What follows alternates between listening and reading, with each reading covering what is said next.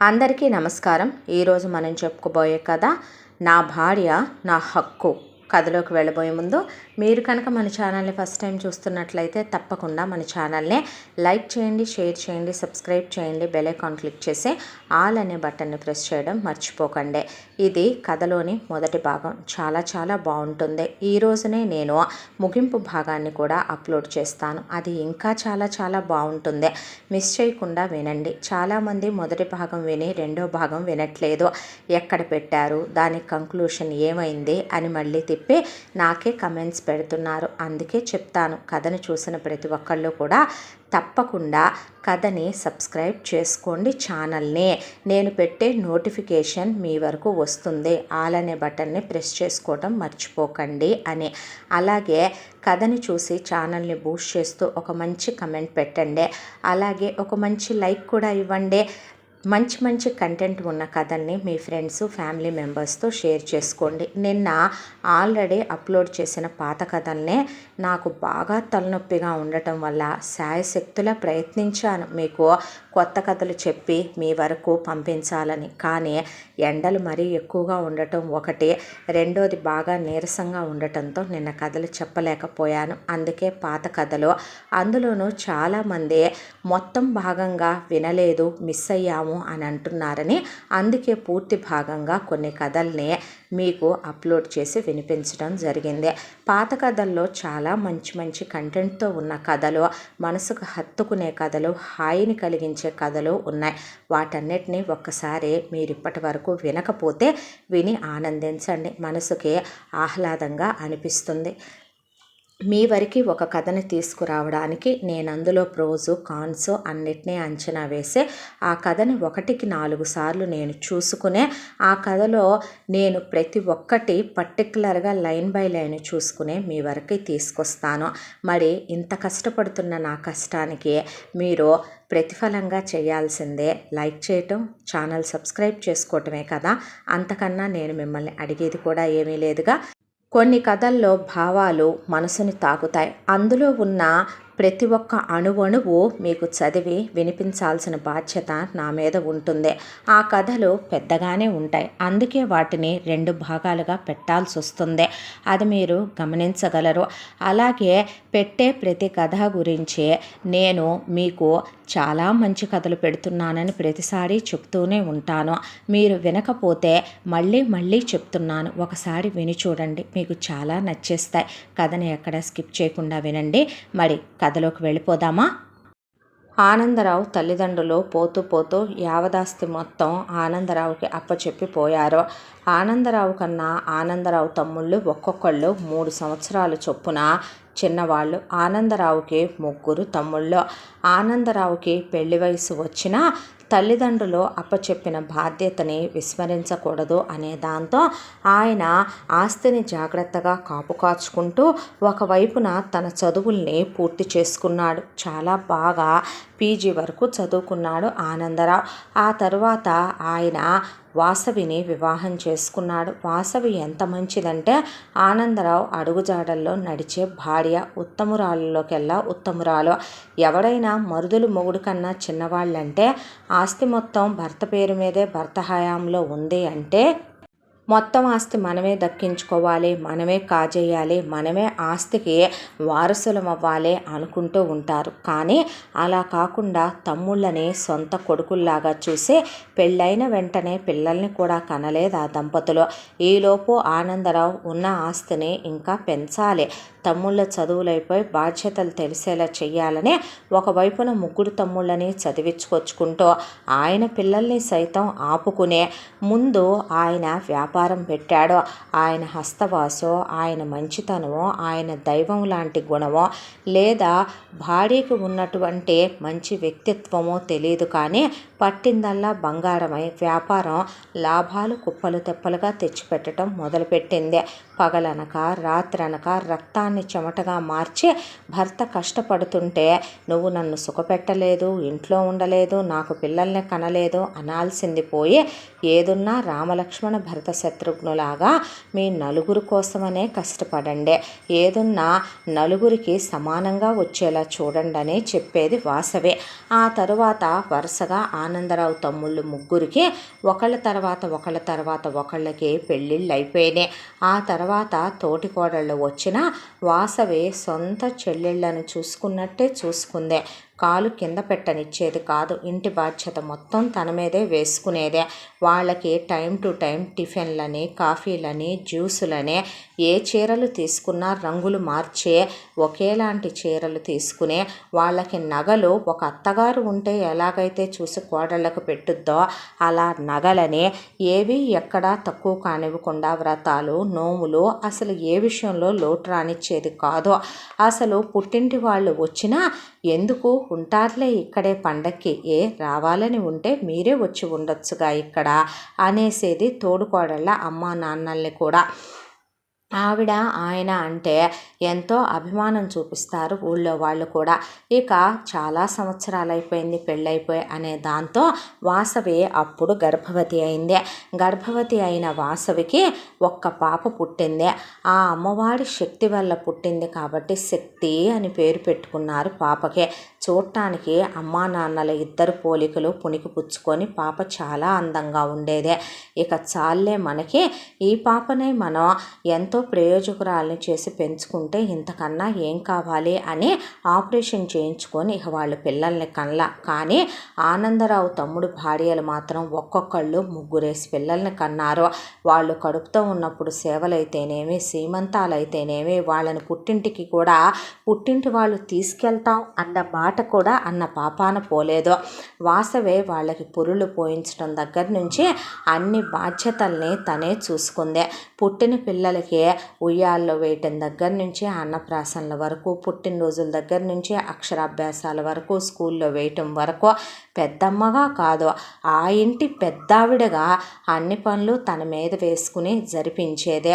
ఇలా పిల్లలు పెరిగి పెద్దవటం మొదలుపెట్టారు. ఆనందరావు పేరు మీద ఉన్నటువంటి యావదాస్తి ఇక ఆయన తదనంతరం ఆయన ఏ రోజు కూడాను కూతురికి ఎంత అని పెట్టాలని ఎప్పుడూ అనుకుంది లేదు. అన్నదమ్ములు నలుగురు ఉన్నాం, ఏదున్నా నలుగురికి సమానమే అనుకునేవాడా మహానుభావుడు. ఆ తరువాత ఒక రోజున వ్యాపారం ఇంకొక చోట కూడా ఇంకొక బ్రాంచ్ ఓపెన్ చేద్దాం అనే దాంతో స్థలం చూద్దామని వెళ్ళిన భార్యాభర్తలు తిరిగి వస్తూ యాక్సిడెంట్లో తిరిగి రాని లోకాలకు చేరుకున్నారు. పాప వయస్సు అప్పుడు 10 సంవత్సరాలు. ఇద్దరు శవాల్ని తీసుకొచ్చి పడుకోబెట్టిన తర్వాత ఏడ్చారు, పెడబొబ్బలు పెట్టారు. తమ్ముళ్ళు మరదళ్ళు అయిపోయిందే. శవాల్ని ఖననం చేసే ఇంటికి వచ్చేసిన తర్వాత అందరూ ఒక దగ్గర కూర్చున్నారు. ఇప్పుడు ఈ పిల్ల సంగతి ఏంటి, ఈ పిల్ల గురించి ఏం చెయ్యాలి, దీన్న ఆస్తి ఇప్పుడు మనకే వస్తుంది కాబట్టి మనం ఏమీ అనటానికి లేదు, దీన్ని చదివించమంటానికి లేదు, అలాగని దీన్నేమి మా సొంత పిల్లల మేము చూడలేము, ఎంత అన్న కూతురైనా అది మా కూతురు కాదు కదా అని తమ్ముళ్ళు కూడా అన్న తర్వాత సరే అదే పెరుగుద్దులే, కాకపోతే ఒకటే మనలో ఒకదానిలా కాదు పని వాళ్ళల్లో ఒకదానిగా పెంచాలి అనుకున్నారు. ఆ క్షణం నుంచే శక్తికి అమ్మా నాన్న పోయాడని తెలుసు. అప్పటి వరకు ఆదరించి అక్కుని చేర్చుకుని ఎత్తుకుని ఒళ్ళో కూర్చోబెట్టుకుని అవని ఇవని తెచ్చి ఎంతో గారంగా చూసిన పిన్ని బాబాయిలు మారిపోయారు. బాబాయిలు చేయి చేసుకోవటం, పిన్నులు చేయి చేసుకోవటం, దానికి తోడు ఇంట్లో ఎంతమంది పని వాళ్ళు ఉన్నా సరిపోరు కొంతమందికే. చిన్న పిల్లే అయినప్పటికీ కూడా పొద్దున్నే స్కూలుకు వెళ్ళేటప్పుడు వాళ్ళ పిల్లలకి స్పెషల్ క్యారియర్లు వెళ్తే ఏ పచ్చడన్నమో ఏ పెరుగన్నమో వేసి స్కూలుకు పంపించటం. అంతకుముందు తను చదువుకునే పెద్ద స్కూల్ నుంచి చాలా చిన్న సాదాసీదా కాన్వెంట్కి తను మార్చేసేయటం. ఆ తర్వాత కనీసం ప్రోగ్రెస్ రిపోర్ట్ల గురించి, పేరెంట్ మీట్ల గురించి పట్టించుకోవటం, సంతకాలు పెట్టడం అలాంటివేవి లేకపోవటం. ఫీజు కట్టలేదని ఎగ్జామ్ రాయనివ్వకుండా బయట నుంచోబెట్టేసినా సరే తన్నే ఎప్పుడో ఇహ తప్పదు కాబట్టి ఆ ఫీజు క్లియర్ చేయటం. ఆ తర్వాత నుంచి బాగా చదువుకొని మార్కులు తెచ్చుకో, 10th అయిపోయిన దగ్గర నుంచి మేము కట్టలేము ఎంతెంత ఫీజులు అయితే అనేసి పిన్నులు చేయి చేసుకోవటం. నీ తల నువ్వే దూకో, నీ స్నానం నువ్వే చేయి, వెళ్ళి చెల్లెళ్ళకి తమ్ముళ్ళకి చదువు చెప్పు, వాళ్ళకి స్నానాలు చేయించు, పక్క దుప్పట్లు దులుపు, అలాగే పిల్లో కవర్లు మార్చు, కూరగాయలు కోయి, చెల్లెళ్ళకి తమ్ముళ్ళకి అన్నాలు తినిపించు, వాళ్ళ గోరింటాకు పెట్టు, నెయిల్ పాలిషే, తలలు దువ్వి జడే, వాళ్ళకు బట్టలు తొడుగు, వాళ్ళకి హోంవర్కులు నువ్వే చేయి, డైరీ సైన్లు ఏంటో చూసుకో, అలాగే వెళ్ళి అంట్లు కడిగే, ఈరోజు పనమ్మాయి రాలేదు, బయట బట్టలారేసి ఉన్నాయి తీసుకొచ్చి మడతలు పెట్టు, ఆ బట్టలను ఐరన్ చేయి. ఇలా ఒక పని మనుషుల్లో ఒక పని మనిషిగానే చూడటం మొదలుపెట్టారు. వయసుకు వచ్చే కొద్దీ తప్పు ఒప్పు తరతమ్య భేదాలు తెలియటం మొదలయ్యాయి. అమ్మా నాన్న లేని బిడ్డలంటే ఎవరికైనా బరువే. గాలి కన్నా ధూళి కన్నా దుమ్ము కన్నా తేలికైన జీవితం అయిపోయింది ఇప్పుడు తందే. ఒకళ్ళని అనుకోవాల్సిన అవసరమే ఉంది. తన రాత బహుశా భగవంతుడు ఇలా ఎందుకు రాశాడో, ఎవరిని నిందించకూడదో అనుకుందే తప్ప పోయిన అమ్మా నాన్నల్ని నన్నెందుకు అన్యాయం చేసి పోయారని అనలేదు. పుణ్యాత్ములు కాబట్టి దేవుడు ముందే పిలుచుకున్నాడని సరిపెట్టుకుందే. దేవుణ్ణి నువ్వెందుకు నా రాత ఇలా రాశావని అనలేదు. అందరి బిడ్డలు దేవుడి బిడ్డలే అయినప్పుడు ఆయనే తన జీవితం మీద దయ చూపకపోతాడా అనుకుందే. పడి పడి చదువుకునేదే. ఇంట్లో ఒక మిషన్లా తిరుగుతూనే ఉండేది. ఇంటి పని, వంట పని, పిన్నికి కాళ్ళు ఒత్తటం, ఓ పిన్నికి హెయిర్ ప్యాక్ పెట్టడం, ఓ పిన్నికి ఫేషియల్ చేయటం, దానికి తోడు ఒక పిన్నికి వీపు రుద్దటం.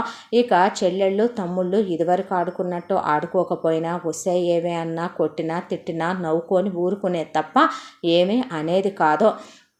లోకజ్ఞానం ఎంత తెలుసు అంటే, ప్రపంచ జ్ఞానం ఎంత తెలుసు అంటే, జీవితంలో ఏదో ఒక రోజుకి ఎవడో ఒకడో భర్త రూపంలో రాకపోతాడా, ఆ రోజుకైనా తన కష్టాలు ఆ భగవంతుడు తీర్చకపోతాడా అని ఎదురు చూసే పిచ్చి ప్రాణిలా తయారైపోయింది. అలా పెద్ద మనిషి అయినప్పుడు బాబాయ్ పిల్లలందరికీ ఓణీల ఫంక్షన్లు, పెద్ద మనిషి ఫంక్షన్లు చేస్తే, అమ్మా నాన్న ఉన్నప్పుడు తనకి 9 ఏళ్ల వయసు ఉన్నప్పుడు ఓణీల ఫంక్షన్ చాలా గ్రాండ్గా చేశారు. ఆ తర్వాత నగలన్నీ పిన్నులు పంచేసుకున్నారు. నాన్న వ్యాపారం ఆస్తులు మొత్తం బాబాయిలు చేజిక్కేంచేసుకున్నారు. తనకంటూ ఒక వాటా రావాలి, కానీ ఆ వాటా గురించి వాళ్ళు అసలు ఆలోచించింది లేదు, పట్టించుకుందే లేదు. మొత్తం పెత్తనం, ఇష్టం, బాధ్యతలు అన్నీ వాళ్ళవే. ప్రపంచానికి మాత్రం మా అన్నయ్య కూతుర్ని మా పిల్లల్లో ఒక పిల్లగా మేము చూడట్లేదా అనేవాళ్ళు. కొత్త బట్టలు అమ్మా నాన్న పోయిన తర్వాత కొన్న దాఖలాలే గుర్తులేవు తనకే. బాబాయ్ పిల్లలు వేసి తీసేసిన బట్టలు తన ముఖాన అంతకుముందు పనివాళ్ళకు పడేసేవాళ్ళు, ఇప్పుడు తన ముఖాన పడేస్తున్నారు. ఇలా ఎన్నో అవమానాలు, అవహేళనలు, ఇలా ఎన్నో బాధలు, దిగుళ్ళు, వీటన్నిటి మధ్య పెరిగి పెద్ద అవటం మొదలుపెట్టింది శక్తి. 10th క్లాస్లో చాలా మంచి మార్కులు తెచ్చుకుంది. ఇంటర్లో అతి తక్కువ ఫీజులతో, కేవలం బుక్స్, యూనిఫాములతో మాత్రమే చాలా పెద్ద కాలేజీలో సీట్ వచ్చింది. కాలేజీకి వెళ్ళటం మొదలుపెట్టింది. అక్కడ శక్తికి వారధి అని ఒక అమ్మాయితో పరిచయం ఏర్పడి స్నేహం ఏర్పడింది. వారధిని శక్తి వాళ్ళ ఇంటికి తీసుకొచ్చింది.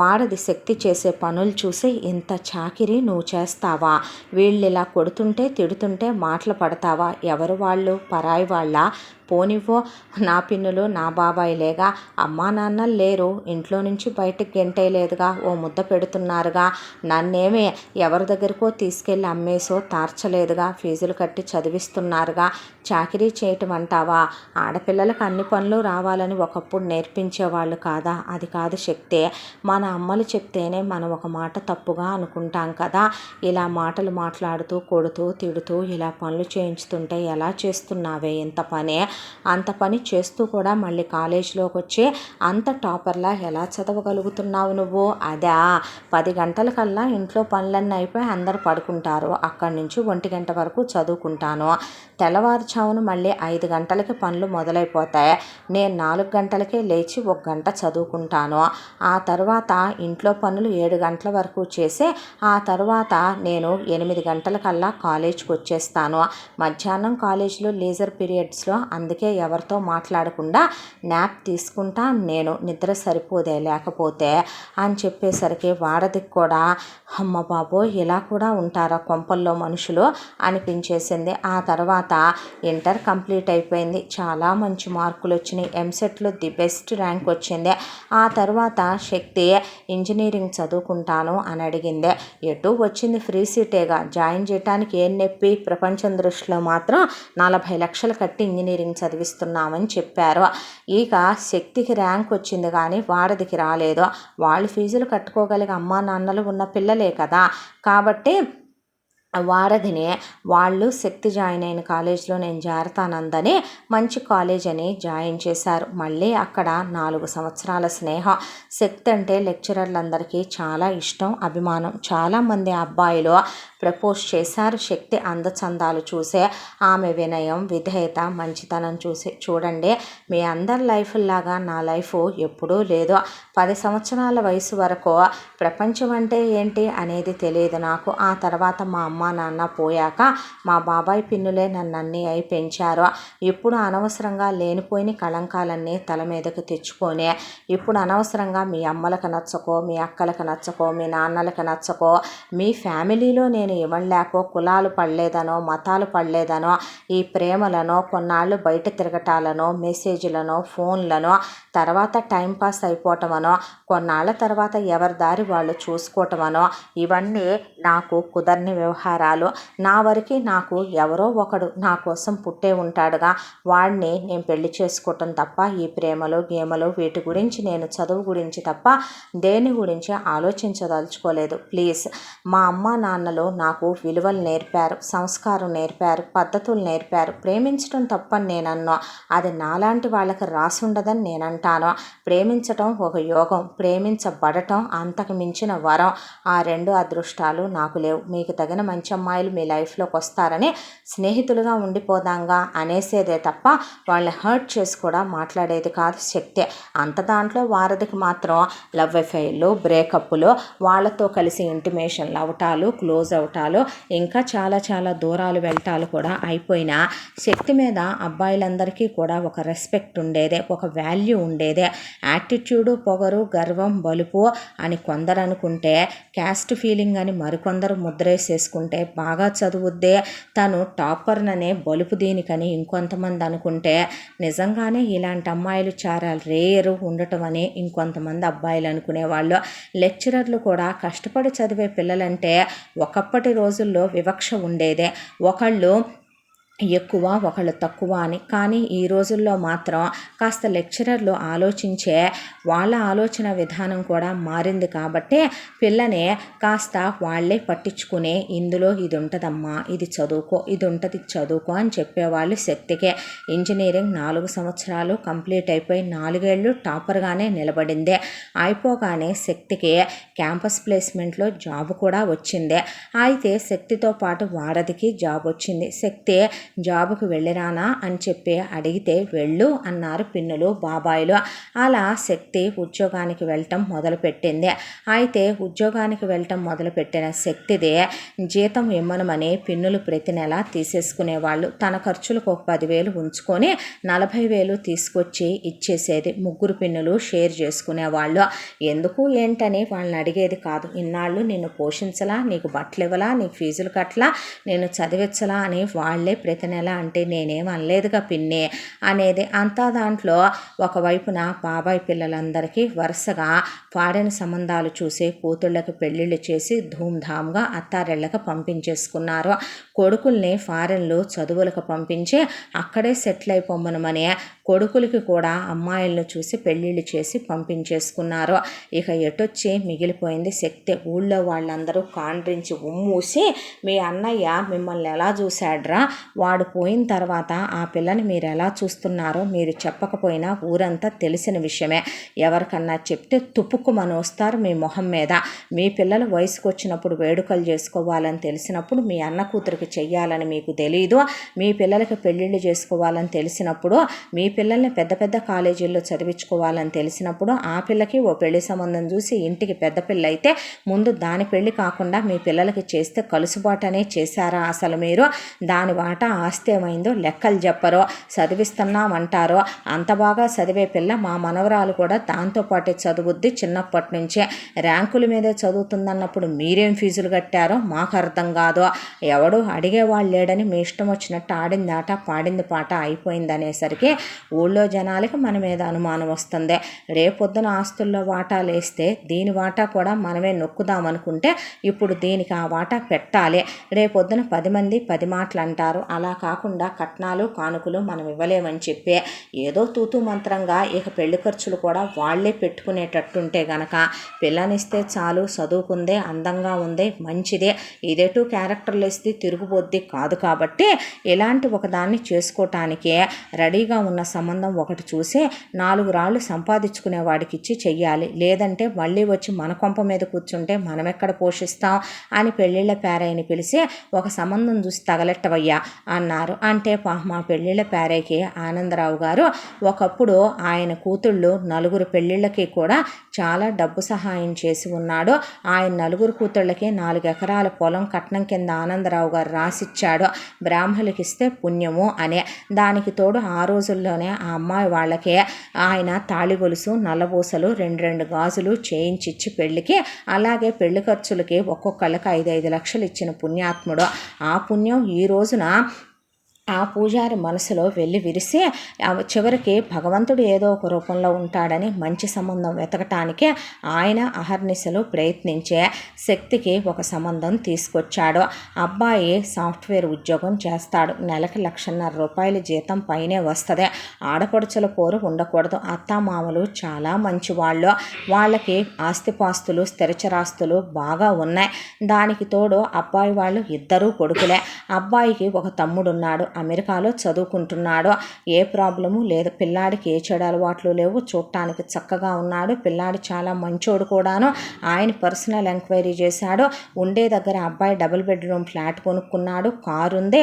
అబ్బాయికి ఏ తప్పుడు బుద్ధి, ఏ తప్పుడు ఉద్దేశం లేదు. పెద్దలంటే గౌరవం కూడా ఉన్న అబ్బాయి వాళ్ళ ఫ్యామిలీ చాలా మంచిది. దాంతో ఇక అబ్బాయి వాళ్ళ గురించి వీళ్ళకి మంచి సంబంధం అని చెప్పి పిల్లని ఇచ్చి పంపిస్తే వాళ్ళు మళ్ళీ మన ఇంటికి పంపించర్లేండి అంటే మాకు కావలసింది కూడా అదేలే, లెక్కడొక్క అడిగేవాళ్ళు ఏం కాదుగా అన్నారు వీళ్ళు.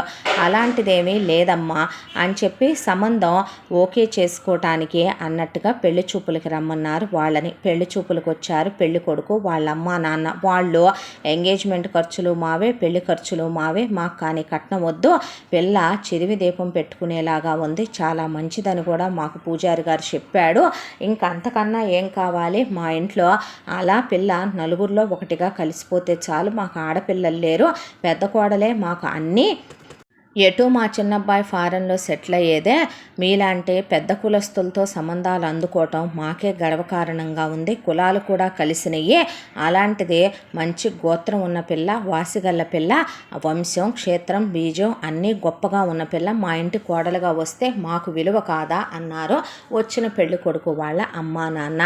సరేలే అని చెప్పి అబ్బాయి అమ్మాయి మాట్లాడుకుంటామన్న తర్వాత ఇద్దరు వేరే గదిలో కూర్చున్నారు. కూర్చుంటే శక్తి పెళ్లి కొడుకుతో చిన్నప్పటి నుంచే అమ్మా నాన్నలు అంటే తనకి చాలా ఇష్టమని దేవుడు దూరం చేశాడని, ఆ తరువాత నేను బాబాయిలు పిన్నుల దగ్గరే పెరిగానని, ఆ తర్వాత ఇలా చదువుకున్నానని, ఉద్యోగం వచ్చిందని 2 సంవత్సరాలుగా చేస్తున్నానని, పెళ్ళైన తర్వాత నీ ఇష్టం, నువ్వు చేసుకోవాలనుకుంటే ఉద్యోగం, లేదంటే కనుక నువ్వు మానేసి హోమ్ మేకర్గా ఉంటానన్నా నీ ఇష్టం, నేను బలవంత పెట్టను అని ఆ అబ్బాయి అన్నాడు.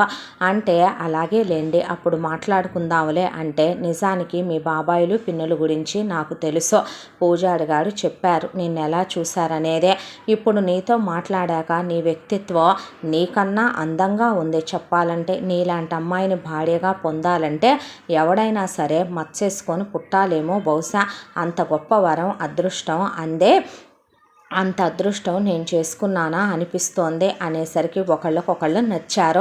ఒకళ్ళ గురించి ఒకళ్ళు మనసు విప్పి మాట్లాడుకుంది ఆ అరగంట సేపు. ఆ తర్వాత వెంటనే నిశ్చయితాంబూలాలు మార్చేసుకొని పెళ్ళికి ముహూర్తాలు పెట్టేసుకున్నారు. పెళ్ళికి ముహూర్తాలు పెట్టుకున్నాక పిల్లకి మేమే నగలు పెట్టుకుంటామని వాళ్ళు నగలు బట్టలు అన్నీ పంపించారు. ఆ తర్వాత ఎంగేజ్మెంట్కి పెళ్ళికి 6 నెలలు గ్యాప్. మధ్య మధ్యలో శక్తి ఫోన్ చేసి మాట్లాడినా కూడా పెళ్లి కొడుకుతో చాలా హద్దుల్లో మాట్లాడేదే. పెళ్లి కాకముందు డర్టీ టాక్స్ లాంటివి, పెళ్లి కాకముందు రొమాంటిక్ టాక్స్ లాంటివి చాలామంది పిల్లలు క్యాజువల్గా మాట్లాడినా తాను మాత్రం అలా మాట్లాడేది కాదు. శక్తికి దైవభక్తి చాలా ఎక్కువ. వాళ్ళ అమ్మ నేర్పించింది అది శక్తికి చిన్నప్పుడు. దాంతో ఆ అబ్బాయి ఫోన్ చేసినా లేదా వాళ్ళ ఇంట్లో వాళ్ళు ఫోన్ చేసినా చాలా సంస్కారంగా మాట్లాడేది ఒక 10 నిమిషాల సేపు. అంతకుమించి అతి చనువులు కూడా ఏమీ లేవు పెళ్లి కొడుకు వాళ్ళ ఫ్యామిలీతో. ఇక పెళ్లి వాళ్ళు శుభలేఖలు పంచుకోవటం మొదలుపెట్టారు. పెళ్లి కొడుకు తండ్రి పెళ్లి కొడుకు తల్లిని పెళ్లి కొడుకుని వెంట పెట్టుకొని మనం ఈరోజు ఒక దగ్గరికి వెళుతున్నాం, చాలా ముఖ్యమైన వాళ్ళకే శుభలేఖ ఇవ్వటానికే, వాళ్ళ ఆశీర్వచనాలు నీకు దొరికి వాళ్ళ పాదాలు తాకే అదృష్టం దొరికితే చాలు, నీ జన్మ ధన్యమైపోయినట్టే, నీ జీవితం వరంగా దేవుడు నీకు ప్రాప్తం చేసినట్టే, మనం ఒక గొప్ప వాళ్ళ ఇంటికి వెళుతున్నాం, హద్దుల్లో ఉండాలి మీ ఇద్దరు అని పెళ్ళానికి కొడుక్కి చెప్తుంటే, ఏంటి నాన్న అంత స్పెషల్, మనకి లేనిదేమైనా ఉందా ఏంటి, వ్యాపారంలో లావాదేవీలు పెట్టుకుందాం అనుకుంటున్నావా, మనం తూగే తాహతో మనం తూగేంత ఉన్నవాళ్ళు అనుకుంటున్నావురా వాళ్ళు అన్నాడు పెళ్లి కొడుకు తండ్రి. ఏంటి అంత స్పెషల్ వాళ్ళు అంటే, వాళ్ళ గురించి చెప్పాలంటే మాటలు సరిపోతాయా, సరే మీరు చెప్పకుండా మాకెలా తెలుస్తుంది చెప్పండి అందే పెళ్లి కొడుకు తల్లి. దాంతో పెళ్లి కొడుకు తండ్రి చెప్పుకురావటం మొదలుపెట్టాడు. నువ్వు ఇప్పటి వరకు కూడా షావుకారులు జమీందారులు చూసుంటావు, కానీ రాజులు రాజ్యాలు పోయిన తర్వాత కూడా ఆ రాజవంశాలు వాళ్ళ తాలూకా ఆస్తులు సంస్కారాలు ఇంకా మిగిలే ఉన్న కుటుంబాలు చూసి ఉండవు. నందనవర్మ మహాదేవి గార్ల కుటుంబం అదే. వాళ్ళకి కత్తి సాముల దగ్గర నుంచి కర్ర సాముల వరకు రాని విద్యలంటూ లేవు. ఆ రోజుల్లో ఇళ్లల్లో ఏనుగుల్ని పెట్టుకొని అలా ఏనుగుల మీద అంబారీల మీద ఎక్కి దేవాలయాలకు పల్లకీల మీద వెళ్ళిన ఆడవాళ్ళు వాళ్ళు. మహాదేవి గారు చేసిన పూజలకి ఇప్పటికీ ఆవిడ మాంగళ్యానికి దైవశక్తి ఉందని చెప్పుకుంటారు తెలుసా అందరూ.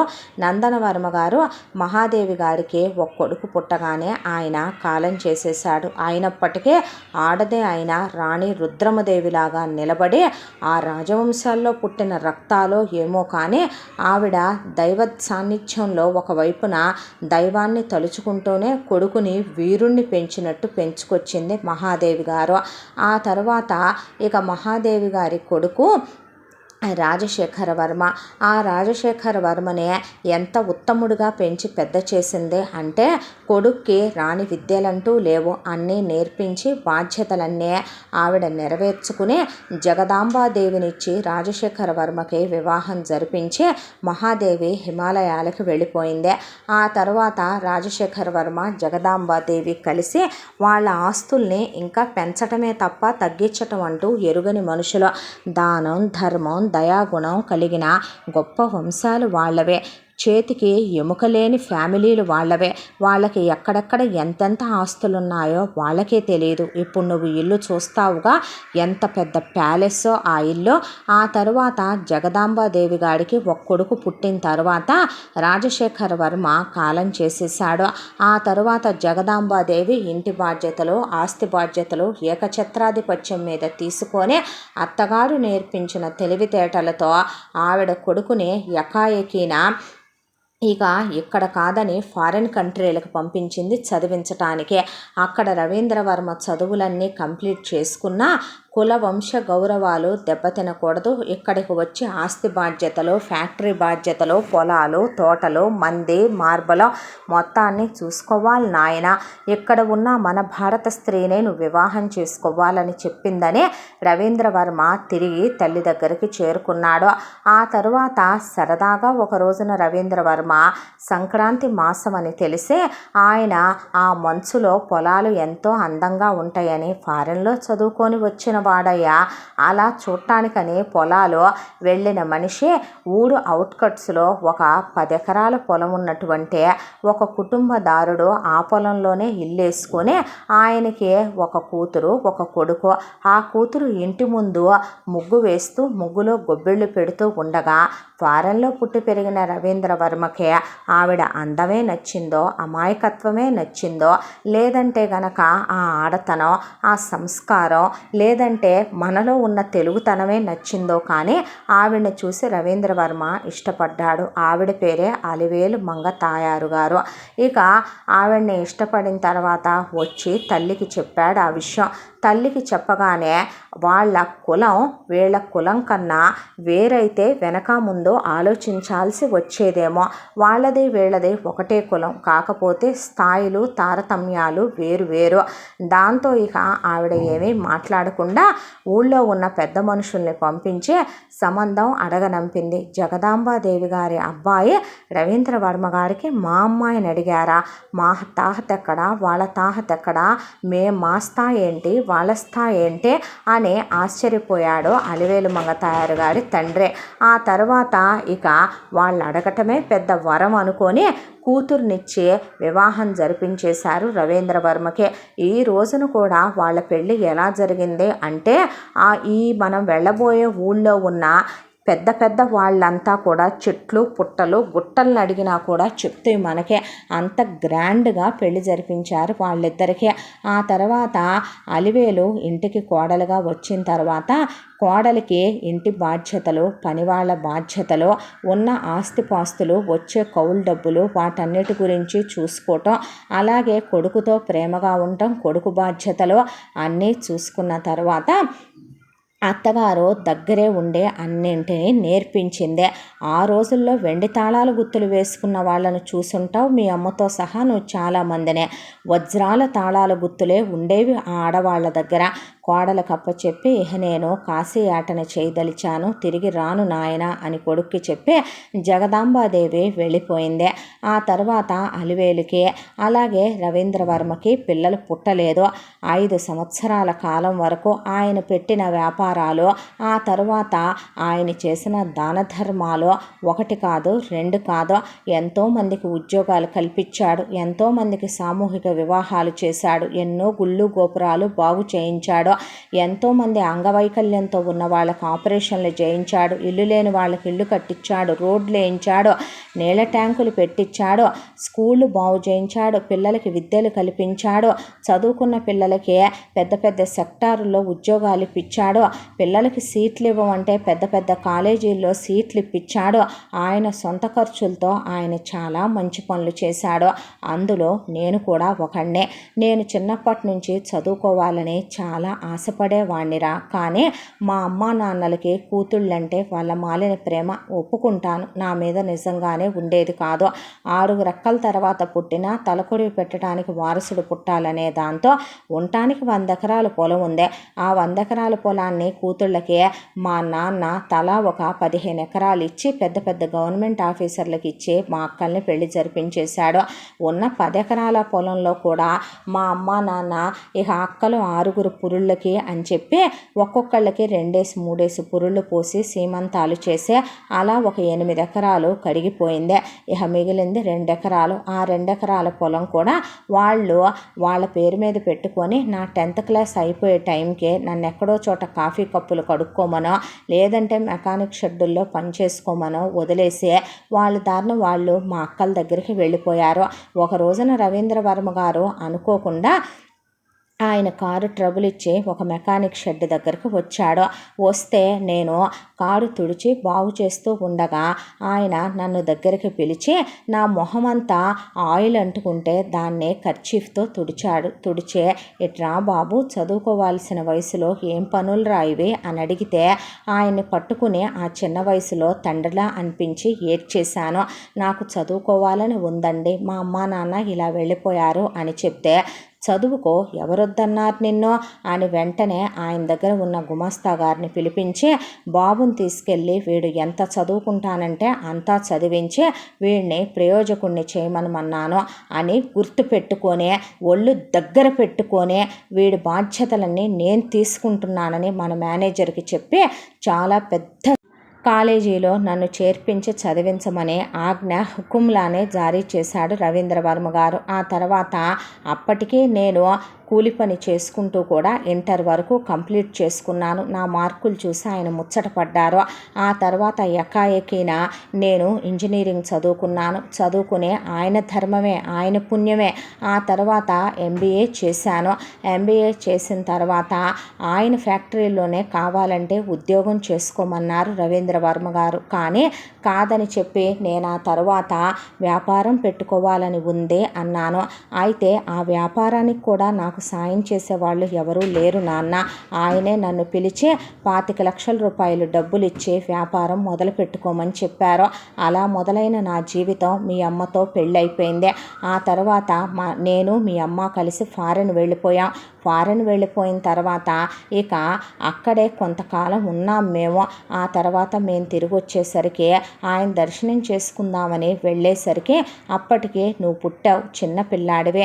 వెళ్ళి ఆయన ఆశీర్వాదం తీసుకుందాం అనుకొని ఇక ఇండియాలో సెటిల్ అయిపోదాం అనుకొని ఇక్కడికి వచ్చేసాను నేను వ్యాపారం పెట్టుకొని. అయితే అప్పటికే పెళ్ళైన 5 సంవత్సరాలకే వాళ్ళకి ఒక కొడుకు పుట్టాడని, ఆ కొడుకు పుట్టిన తర్వాత అలివేలు మంగ తాయారుగాడే తమ్ముడు ఉన్న 10 ఎకరాల పొలాన్ని నాశనం చేసి తాగుడికి అలవాటైపోయినటువంటి ఆవిడ తమ్ముడు మూషిక రాజుని తీసుకొచ్చి ఆవిడ ఇంట్లో పెట్టుకుంటే ఆవిడ తమ్ముడు భార్య రత్నవల్లిని కూడా ఇంట్లోనే ఉంచుకుందే. రాజుగారు ఎందుకు మనం ఎంతో కొంత పొలమో డబ్బో ఇచ్చేద్దాములే, బయటికి వెళ్ళి వ్యాపారం పెట్టుకోమను, లేదంటే పొలం సాగు చేసుకోమనంటే మీ కింద ఉంటే కాస్త భయభక్తులతో ఉంటాడండి అని ఆవిడ చెప్పిన తర్వాత సొంత మనిషిని చూసినట్టే, ఇంట్లో మనిషిని చూసినట్టే రాజుగారు బావమరిది భార్యని చూసుకున్నారని. అప్పటికే వాళ్ళకి 2 కొడుకులని. ఆ తర్వాత ఇక రాజుగారికి ఒక కొడుకు పుట్టాడని, ఆ పుట్టిన పిల్లాడినే నిజంగా రాజులకు బిడ్డలు పుడితే యువరాజుల్లాగానే కదరా నాన్న పెంచుతారు, పిల్లాడి పాదం కందిపోద్దేమోనని పట్టు పరుపుల మీద పిల్లాడిని ఎక్కడైనా నువ్వు ఇంతవరకు బట్టలు దానం చేయటం చూసుంటావు, ధాన్యం దానం చేయటం చూసుంటావు, కానీ పిల్లాడు పుట్టగానే 500 ఎకరాల పొలాన్ని రైతులకి, పొలాలు లేని వాళ్ళకి దానంగా ఇచ్చి ఎంతోమందికి పక్కా ఇళ్ళు కట్టించి ఇచ్చి పిల్లాడి చేతుల మీదుగా పిల్లాడికి మంచి జరగాలని కోరుకున్న తండ్రి ఆయన. ఆ తర్వాత పిల్లాడికి 5 ఏళ్ల వయసు ఉన్నప్పుడు రవీంద్ర వర్మ గారికి ఇక ఒక అర్జెంటు పని పడిందని మూషికరాజును తీసుకొని మూషికరాజు ఆయన పక్కనే ఓ పిఏలాగా ఎప్పుడు ఉంటుండే వాడంట. అలా ఇద్దరూ కలిసి వెళుతూ ఉండగా అడవిదారిలో నుంచి వెళితే షార్ట్ కట్ బావుగారు అని మూషికరాజు అన్నాడని, వర్షం కూడా పడేలా ఉందని అడవిదారిలోంచి వెళ్తే ఒక చోట కారు ట్రబుల్ ఇచ్చి ఆగిపోయిందంట. ఆగిపోయిన తర్వాత అడవిలో ఉన్న పులులు, సింహాలు కారు మీద దాడి చేసి ఇప్పట్లా బుల్లెట్ ప్రూఫ్ గ్లాసులు, అన్బ్రేకబుల్ గ్లాసులు అంటూ ఆ రోజుల్లో ఏవీ లేవు. మరి ఆయన వెళ్ళిన కారుకే బహుశా వాళ్ళు వేయించుకోలేదేమో ఏమరపాటుతో. అలా అవి దాడి చేసి రవీంద్ర వర్మ గారిని బాగా ఆయన శరీరం అంతా ఛిద్రమైపోయేలాగా ఆయన అక్కడికక్కడే ప్రాణాలు తీసి చంపేశాయనే. మూషికరాజు ఆ తర్వాత బాగా దెబ్బలు తగిలి బావగారి శవాన్ని ఆ తర్వాత చెట్టెక్కి దాక్కున్నాడని, చెట్టు మీద నుంచి జంతువులన్నీ వెళ్ళిపోయాక తెల్లారి తీసుకొని వచ్చాడని, అలివేలు మంగ తాయారు గారు మనిషి కుప్పకూలిపోయిందని, ఆ తర్వాత రవీంద్ర వర్మ గారి అంత్యక్రియలు జరిగిపోయాక జీవితంలో ఏ రోజు ఏ పాపం చేసుకున్నానో, నా పసుపు కుంకాలను భగవంతుడు ఎలా తుడిచేశాడో, నేను ఇంకా ఇక్కడ ఉండే ఏం సాధించాలి, ఏం చెయ్యాలి, ఎందుకు అనవసరంగా నేను ఇక్కడ ఉండటం అని అన్నింటినీ త్యజించి ధవళ వస్త్రాలు కట్టుకొని ఆ తరువాత నగలన్నింటినీ తెంచిపోసే ముత్తైదుతనానికి దూరమైన తను ఇక్కడ ఉండలేక ఉన్న ఒక్కగానొక్క కొడుకు బాధ్యత ఆవిడ తమ్ముడు మూషికరాజుకి, తమ్ముడు భార్య మరదలు రత్నవల్లికి అప్పచెప్పి మీ పిల్లాళ్ళ పెంచండి అంటే, మా పిల్లాళ్ళలాగా కాదక్క, అరికాలు కందకుండా నేల మీద కాలు పెట్టకుండా మా బిడ్డలా పెంచుతానని చెప్పాడంట మూషికరాజు. దాంతో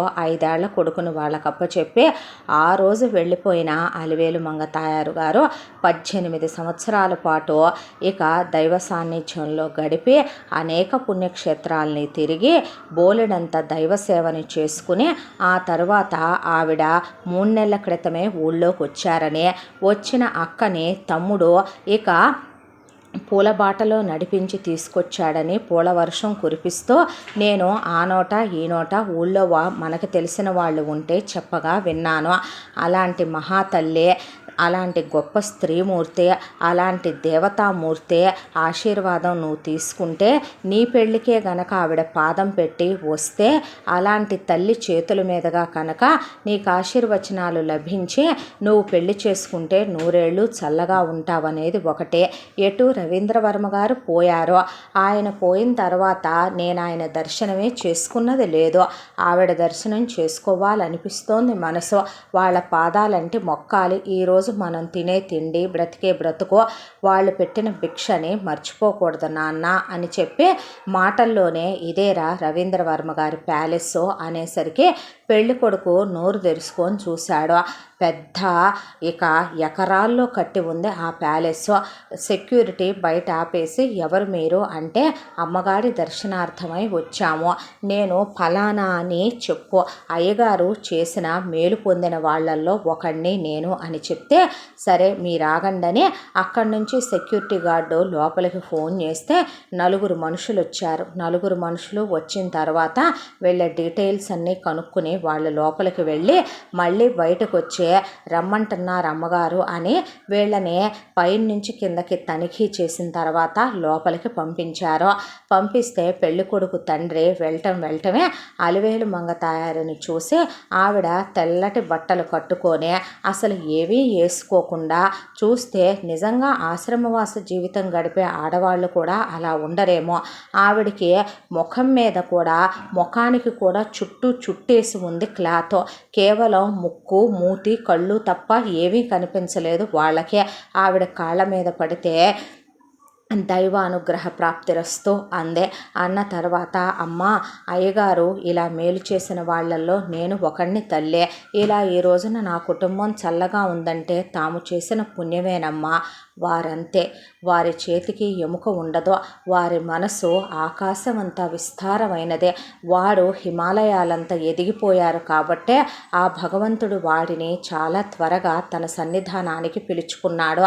నేను వాడి సాన్నిధ్యానికే చేరుకోవాలని ఎంత ప్రయత్నించినా బహుశా నా బాధ్యతలు ఇంకా పూర్తవలేదని, ఇంకా భగవంతుడు నాకు స్వర్గ ప్రవేశానికి ఆహ్వానం, ఇంకా నన్ను తీసుకెళ్ళటానికి పుష్పక విమానం ఆ దేవతలతో పంపించలేదనుకుంటాను అనేసరికి ఆ భాష కొంచెం అర్థమై కొంచెం అర్థం కాక కన్ఫ్యూజన్గా చూస్తూ నుంచున్నారు వెళ్ళిన అతని భార్య, కొడుకు. ఆ తర్వాత ఏమిటి ఇలా వచ్చావు అని అడిగితే ఏమీ లేదమ్మగారు, వీడు నా పెద్ద కొడుకమ్మ, నా రెండో కొడుకు అమెరికాలోనే ఉన్నాడు, పెళ్ళికి వస్తాడు, ఒక అమ్మాయితో వివాహం కుదుర్చుకున్నాం. అమ్మాయి చాలా మంచి యోగ్యురాలు.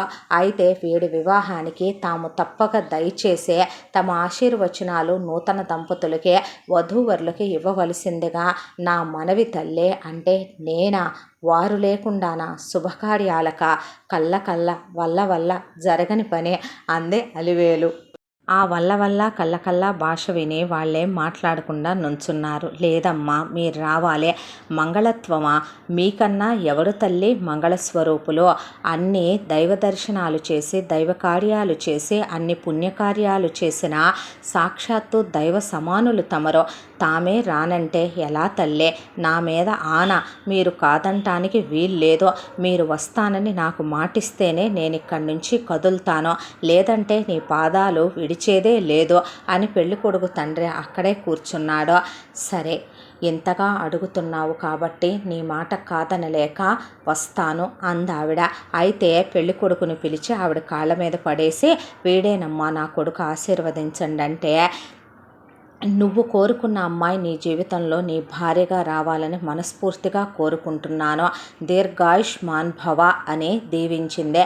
అయిపోయాక శుభలేఖ అమ్మగారికి ఇవ్వవే అన్న తర్వాత రత్నవల్లే అంటే వస్తున్నాను వదిన గారు అని రత్నవల్లి అక్కడికి వస్తే బొట్టు తనకివ్వండి.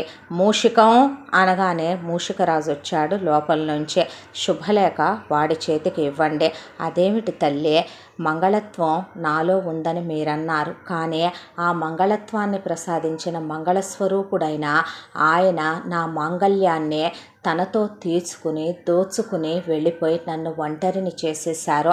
పర్వాలేదు, శుభకార్యాన్ని తలపెట్టారు, వాళ్ళకి ఇవ్వండి అంటే వీళ్ళకా అమ్మ అని వెనక ముందు ఆడింది పెళ్ళి కొడుకు తల్లి. పర్వాలేదు, నా తమ్ముడే, నా మరదలే, ఇవ్వచ్చు, ఇవ్వండి అన్నాక ఏంటో వీళ్ళదోలా ఉన్నారు అనుకొని ఆవిడ ఆ శుభలేఖని వీళ్ళకిచ్చిందే. ఇచ్చిన తరువాత ముందు నువ్వు ఆ శుభలేఖని తీసి చూడు, చూసిన తరువాత నువ్వు ఇటు తిప్పి పట్టుకో, నేను చూస్తానందే. ఆ తర్వాత తీసి తిప్పి పట్టుకుంటే శుభం, అమ్మాయి మహాలక్ష్మిలాగా ఉన్నదే, మంచి అమ్మాయిని ఎన్నుకున్నారు అని చిటికేసి రత్నవల్లే అనేసరికి నీ కూతుళ్ళేరి సురేఖ సునీత అనేసరికి సురేఖ సునీత అత్తయ్య పిలుస్తుంది, చెప్పండి అత్తయ్య గారు అనేసరికి లోపలికి వెళ్ళి వాడికి వివాహ మహోత్సవానికి మన వైపు నుంచి అందాల్సిన కానుకని అందించండి. ఎందుకమ్మా అవన్నీ అన్నాడు పెళ్ళి కొడుకు తండ్రి.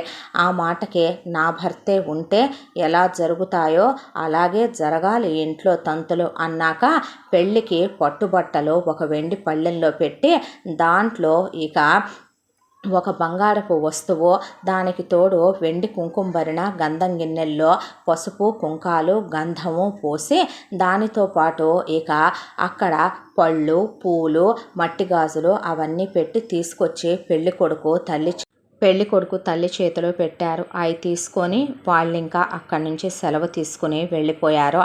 ఆ తర్వాత అలివేలు మంగ తాయారు అలా ఊగే కుర్చీలో కూర్చొని ఊగుతూ ఆలోచించుకుంటూ కళ్ళల్లో నీళ్లు పెట్టుకుంది.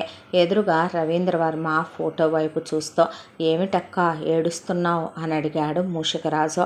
అడిగితే ఏమీ లేదురా, అందరిళ్లల్లో శుభకార్యాలు చూడు ఎలా జరుగుతున్నాయో, అందరు చూసావా పిల్లా పాపలతో ఎలా పచ్చగా ఉన్నారో, అందరి ఇళ్లల్లో కొడుకులకి పెళ్ళిళ్ళు చేసి కోడళ్ళు వచ్చి రేపొద్దున మనవరాళ్ళు పుట్టి అందరూ సుఖంగా సంతోషంగా ఉంటారు. కానీ నా ఇల్లే ఏంటో దిగులు బాధ ఆవరించినట్టు అయిపోయి ఎలా అయిపోయింది. ఉన్న ఒక్కగానొక్క కొడుక్కి ఎలా పెళ్లి చేయాలో అర్థం కాక కాలు చెయ్యి ఆడట్లేదు మూషికం అంటే ఏది జరిగే సమయానికి అది జరుగుద్దక్క, నువ్వు బాధపడకు అని మూషికరాజు లోపలికి వెళ్ళి ఆలోచించుకుంటూ కూర్చున్నాడు. ఆ రోజు అర్ధరాత్రి 1 గంట అయిపోయింది. మూషికరాజు భార్య నిద్రలేసి చూసి ఏంటయ్యా ఆలోచించుకుంటున్నావు అనే బాల్కనీలోకి వచ్చింది. వస్తే ఏమీ లేదే, కొడుక్కి పెళ్లి చేయాలంట, కొడుక్కి పిల్లలు పుట్టాలంట, వాళ్ళని ఎత్తుకోవాలంట. మా అక్క తెగ ముచ్చట పడిపోయి సంబరపడిపోతోంది. అవునా, దాని అమ్మ మొగుడు సొమ్ము ఉందని, దాని తాతగాడి సొమ్ము ఉందని ఇందాక పెళ్ళికి పిలవటానికి వాళ్ళు వస్తే వాళ్ళేదో ముష్టి శుభలేకిచ్చి దీని మొగుడు ఏ రోజునో ఎంత సాయాలు చేస్తే గుర్తుపెట్టుకొని ఇక్కడ దాకా వచ్చి పిలుచుంటారో అలాంటిది వాళ్ళకి ఇది బంగారపు వస్తువులు పెట్టించటం, పట్టుబట్టలు పెట్టించటం, పంపించటం, ఈ ఇంట్లో నుంచి ఆవగింజ వెళితేనే నచ్చదు నాకు. అలాంటిది నీ అక్క చూసావా ఎలా చేస్తోందో, కొడుక్కి పెళ్లి చేసుద్దా, వాడేమైనా మనిషా ఇది పెళ్లి చేయటానికి? ఏ ఆడదయ్యా వాణ్ణి చేసుకునేదే, మానవ మృగాల్ని చేసుకునే ఆడవాళ్ళు ఉన్నారా భూమి మీద, వాణ్ణి ఎలాగయ్యా పెంచావు నువ్వు అంది రత్నవల్లే. మూషికరాజు ఇప్పుడు ఒక విషయం చెప్తానే నేను నీకు. కథ ఎక్కడ మొదలైందో మొదలైన కథ దగ్గర నుంచి కదూ మనం సరిగ్గా ఆ కథని గుర్తు చేసుకుంటూనే మనం ఇప్పుడు వర్తమానాన్ని జరగబోయే భవిష్యత్తుని కూడా కరెక్ట్గా జరిపించగలం. నీకో విషయం తెలుసా, మా నాన్నకి ఉన్నదే 5 ఎకరాల భూమి. ఆ 5 ఎకరాల భూమిలో మా నాన్నకి పెళ్ళయ్యాక 5 ఏళ్లకు పుట్టింది ఇది మా అక్క అలివేలు మంగ తాయారు. ఇది పుట్టిన తర్వాత ఇక 10 ఏళ్ల వరకు మా నాన్నకి పిల్లలు పుట్టలేదు. ఈలోపు 5 ఎకరాల పొలం 10 ఎకరాలైంది. ఆ తర్వాత ఇక ఉన్నట్టుండి మా అమ్మ నెల తప్పి నన్ను వారసుడు కావాలి అనే వినాయకుడికి పూజలు చేస్తే వినాయకుడి వాహనమైన ఎలుక మా అమ్మ మీదగా పాకి మా అమ్మ అక్కడికక్కడే వాంతి చేసుకొని గర్భవతి అయిందని చెప్పారంట. ఆ తర్వాత మా అమ్మ కడుపుతో ఉన్న 9 నెలలు ఎలుకలు తెగ కనిపించాయంట. వినాయకుడి వాహనమే నన్ను దీవిస్తోంది అనే దాంతో 9 నెలల తరువాత మా అమ్మ పురుటినొప్పులు పడి నన్ను కందే.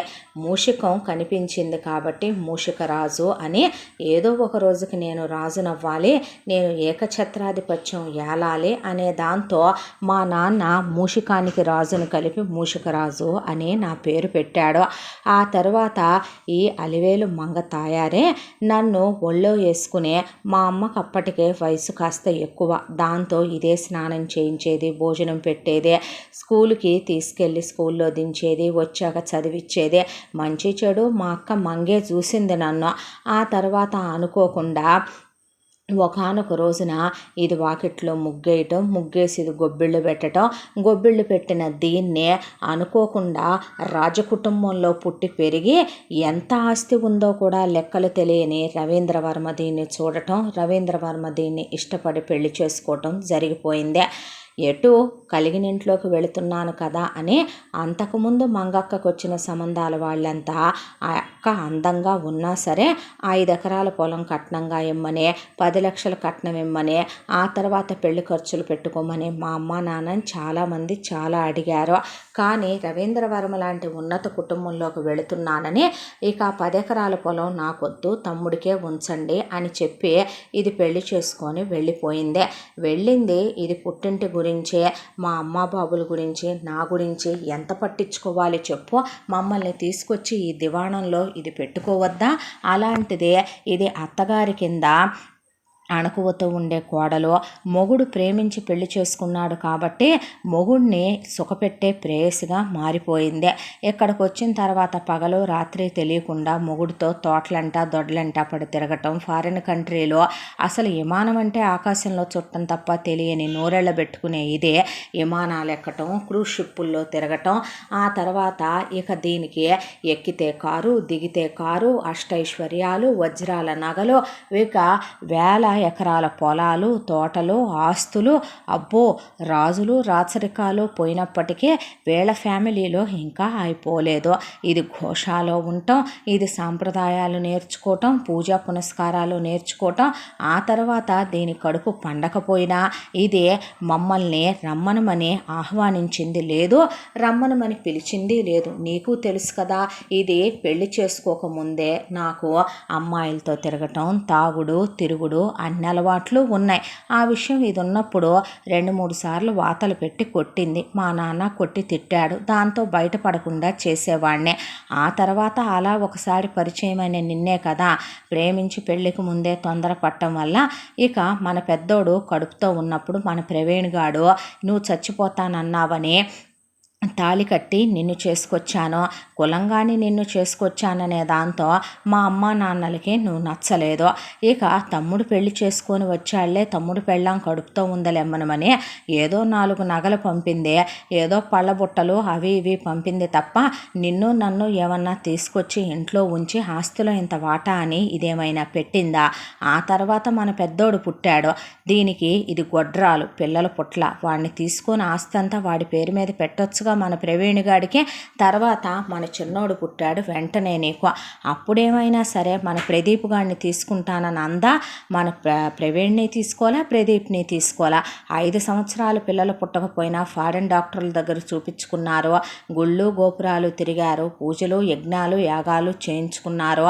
మొత్తానికి ఇది మాత్రం మన పిల్లల్ని తీసుకోలేదు. ఈలోపు నా అలవాట్లు, నా వ్యసనాలు మా నాన్న ముందు బయటపడితే అనుకోకుండా నేను ఒక 2 ఎకరాల పొలాన్ని ఎటు నాదే కదా, మా అక్క కూడా వద్దంది కదా అనే దాంతో అప్పులయ్యాయని నేను తాకట్టు పెడితే దానికి మా అమ్మ నాన్న ఎంత సీరియస్ అయిపోయి నా మీద చేయి చేసుకున్నారే. అన్యాయంగా మా నాన్న నన్ను కొట్టాడు, గుర్తుందా నీకు? దాంతోనే నా గుండె మండిపోయింది. ఆ గుండె మండిపోయిన దాంట్లో మా నాన్న ఎదురు తిరిగి ఈ విషయాలన్నీ వెళ్ళి మా అక్క బావకు చెప్తానన్నాడు. నన్ను ఇంట్లో నుంచి గెంటేస్తానన్నాడు పిల్లలతో సహా. ఆ కోపం మండిపోయింది. ఆ తర్వాత అది నాలో తట్టుకోలేనంతగా పెరిగిపోయింది. నాకు మంచి క్రైమ్ పార్ట్నర్వి నువ్వు ఫస్ట్ నుంచి, దాంతోనే మా నాన్న కాళ్ళు పట్టుకోమన్నాను. మా నాన్న మొహం మీద దిండేసి కాలేసి ఒత్తేసాను. వాడు పడుకున్నట్టే పోయాడు. ఆ తర్వాత మా అమ్మ హయాంలోకి వచ్చాము. మా అమ్మ హయాంలోకి వచ్చిన తర్వాత ఇంటి పని వంట పని చేస్తూ పిల్లల్ని పెంచే ఆయాలా ఒక వంట మనిషిలా పడుంటుందిలే అనుకుంటే, ఆ తర్వాత అది మా నాన్న ఎందుకు పోయాడు, ఎలా పోయాడో, ఆ తర్వాత పొలం ఏమవుతుంది, పొలం తాలూకా అయ్యేమవుతున్నాయి ఇయ్యేమవుతున్నాయి అని ఆరాలు తీయటం, ఇంట్లో పద్దాక సనుగుడు గొనుగుడు ఎక్కువైపోయింది. దానికి తోడు వెళ్ళి మీ అక్క దగ్గరికి వెళ్తాను, మీ బావ దగ్గరికి వెళ్తాను, అసలు మీ నాన్న ఎలా పోయాడో నాకు నమ్మబుద్ధి కావట్లేదు అనేసరికి, అనుకోకుండా బావిలో నీళ్లు తోడుతున్నప్పుడు నువ్వు 2 కాళ్ళు ఎత్తేయటం, మా అమ్మ పోవటం అలా జరిగిపోయింది. ఆ తర్వాత నేను ఉన్న పొలం మొత్తం పేకాటకని, అలా వేశ్యలకని, అలా సిగరెట్లకని, అలా గుర్రపు పందాలకన్నీ కరిగించేసిన తర్వాత 2 పిల్లలు నువ్వు నేను మిగిలిపోయాం. ఎప్పుడో అనుకున్న మాటే కదా, దీని దగ్గరికి వెళితే ఇదే ఆస్తి మన పేరు మీద పెట్టుద్దిలే, మన పిల్లలిద్దరిలో ఒకళ్ళని తీసుకుంటుందిలే అని. అయితే ఇది మన్న రమ్మనమంది, వచ్చి ఇంట్లో ఉండమందే. ఉండి దాని ఆంతరంగిక చెలికత్తె కింద నిన్నో, దాని మొగుడు కింద ఒక పియ్యగాడ్లా పని మనిషిలా నన్నో, దాని మొగుడు పొలం పెడదాం, ఆస్తి పెడదాం, వెళ్ళిపోయి వాళ్ళ బ్రతుకు వాళ్ళు బ్రతుకుతారులే మంగ అన్నా, కాదు కూడదు, ఉన్న పొలం పాడు చేశాడు, బయటైతే వాడికి భయభక్తులుండవు, కాస్త తాగుడు అలవాటైందని విన్నాను నేను అని నిన్ను నానా మాటలు అని నన్ను మొగుడుతో వార్నింగులు ఇప్పించి, నాకు పుట్టిల్లంటే ఇష్టం కాబట్టి చిన్నప్పటి నుంచి నిన్ను ఒళ్ళో వేసుకొని పెంచాను కాబట్టి, ఈ చేతులతో స్నానం చేయించి గారాబం చేశాను కాబట్టి, చదివిస్తే నీకు చదివేటు సరిగ్గా అబ్బింది లేదు, నువ్వు ప్రయోజకుడు అయ్యింది లేదు, ఇక నుంచి అయినా ఒళ్ళు దగ్గర పెట్టుకొని ఉండు అందే. ఆ తర్వాత మనకిద్దరు కూతుళ్ళు పుట్టుకొచ్చినా దీని కొడుకు కన్నా మన కూతురు చిన్నదే కదా, పెద్దది సురేఖ పుట్టింది. ఆ తర్వాత చిన్నది సునీత దీని కొడుకుతో పాటే నెలల తేడాతో పుట్టింది. 4 పిల్లలు మనకున్నప్పుడు ఇది ఆస్తిలో ఎంతో కొంత దీనికి పుట్టిన ఒక్కగానొక్క కొడుక్కి ఇది సరిపెట్టుకొని మిగతాదే దీన్నే నమ్ముకొని వచ్చాం కదా, మనకి ఏదో ఒక న్యాయం ఇది చెయ్యాల్సి లేదా, కనీసం సగమాస్తి అయినా మనకు రాయించాల్సింది లేదా. అలాంటిది కొడుకు పుట్టాడు అనేసరికి వాడికి పులిగోరు గొలుసులేయటం, వాడికి బంగారు మొలతాళ్ళేయటం, కాళ్ళకి బంగారు గజ్జెలు కట్టడం, వాడిని వెండి ఉయ్యాలల్లో ఊపటం, ఇక సంతర్పణలు చేయించటం, బంగారు కాయిన్లు పంచటం, జనాలకు పొలాలు పంచటం, వీళ్ళు ఇష్టం వచ్చినట్టు చేయటం మొదలుపెట్టారు. ఇంత దాంట్లో మన పేరు మీద అయితే చిల్లిగవ్వ ఆస్తి లేదు. నేను దొంగతనంగా వాటిల్లో వీటిల్లో నొక్కటం తప్ప చిల్లర డబ్బులు నీకు నాకు ఏదో 4 నగలు ఇది ముష్టేయటం తప్ప, పైగా నీ కొడుకులిద్దరిని ఎంత చదువుకుంటానంటే అంతా నేను చదివిస్తాను, నీ కొడుకులిద్దరిని ఫారెన్లు పంపిస్తాను, నీ కొడుకులిద్దరూ ఇక్కడికే వస్తానంటే మన ఆఫీసుల్లోనే ఉద్యోగాలు పెద్ద పెద్ద సెక్టారుల్లో ఇప్పిస్తాను, లేదంటే అమెరికాల్లో ఉద్యోగాలు చేసుకొని వ్యాపారాలు పెట్టుకోవటానికి సాయం చేస్తాను, నీ పెద్ద కూతురు రెండో కూతురుని ఎంత చదువుకుంటానంటే అంతా చదివిస్తాను, నీ కూతుళ్ళిద్దరికి ఫారెన్ సంబంధాలు చూసి కట్నాలు ఇచ్చి నగలు పెట్టి పెళ్ళిళ్ళు చేస్తాను తమ్ముడు. అందుకనే నీ చిన్న కూతురు నా కొడుకు కన్నా రోజులు చిన్నది కదరా, నీ కూతుర్ని నా ఇంటి కోడల్ని చేసుకుని యావదాస్తికి వారసురాల్ని చేస్తానని ఇది అందంటే దాంతోనే ప్రేమ ఎప్పుడూ లేదు. దానికి తోడు నాలో ఉన్న స్వార్థం పొడివిప్పే అది 1000 తలల పాముగా తయారవటానికి కారణమే ఇదే. ఏమంటా దీనికి కొడుకు పుట్టాడు, దీనికి కొడుకు పుట్టకపోతే దీని మొగుడు పైకే పోయేవాడు కాదేమో, దీని కొడుక్కి 5 ఏళ్ళు వచ్చిందాకా దీని పసుపు కుంకాలని నేను ఉంచటమే చాలా పెద్ద విషయం.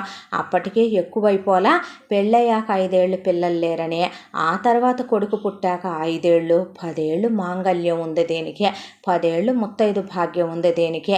దీని కొడుకు అప్పటి వరకు తండ్రి ప్రేమను అనుభవించాడాయా, ఆ తర్వాత పాపం ఒకరోజు అనుకోకుండా దీని మొగుడు పోవటం, ఇది శవాన్ని తీసుకొచ్చి పాపం మనం ఇచ్చిన తర్వాత ఇది మనిషి దిగాలుగా అయిపోవటం, మొగుడే లేకపోయిన తర్వాత నేనెందుకు ఇంకా బ్రతకటం అనే ఇది ముండగుడ్డ కట్టుకొని వెధవ ముండ. ఇది ఆ తర్వాత నేను ఊళ్ళ మీదకి వెళ్ళి దైవసేవ చేసుకోవాలని పోయేటప్పుడు ఇన్ని డబ్బులు ఏటీఎం కార్డులు తీసుకొని దాని కొడుకుని మనకప్ప చెప్పి వెళ్ళిందే. నా పగ పోద్దా ఏంటే, అసలు వాడంటూ ఉండటం వల్లే కదా ఇదంతా. ఎప్పటికైనా ఇది తిరిగి రాదు అనుకున్నా. దీని అత్తలాగానే, దీని అత్తలాగానే ఇది పోద్ది అనుకున్నా. దీని కొడుకుని అందుకే వాణ్ణి మానవ మృగంలాగా పెంచాను. వాడికి చదువు లేకుండా, జ్ఞానం లేకుండా, తెలివితేటలు లేకుండా వాడిని పశువులా పెంచా. వాడికి ఎవరిని ఏమనాలో అనే విచక్షణ తెలియదు. అమాంతం కోపం వస్తే కొట్టే నాన్న, వాడెంతవాడైనా సరే అని చెప్పి వాడిని ఎదుటి మనుషుల్ని కొట్టి రక్తం కళ్ళ చూసేలాగా పెంచాను.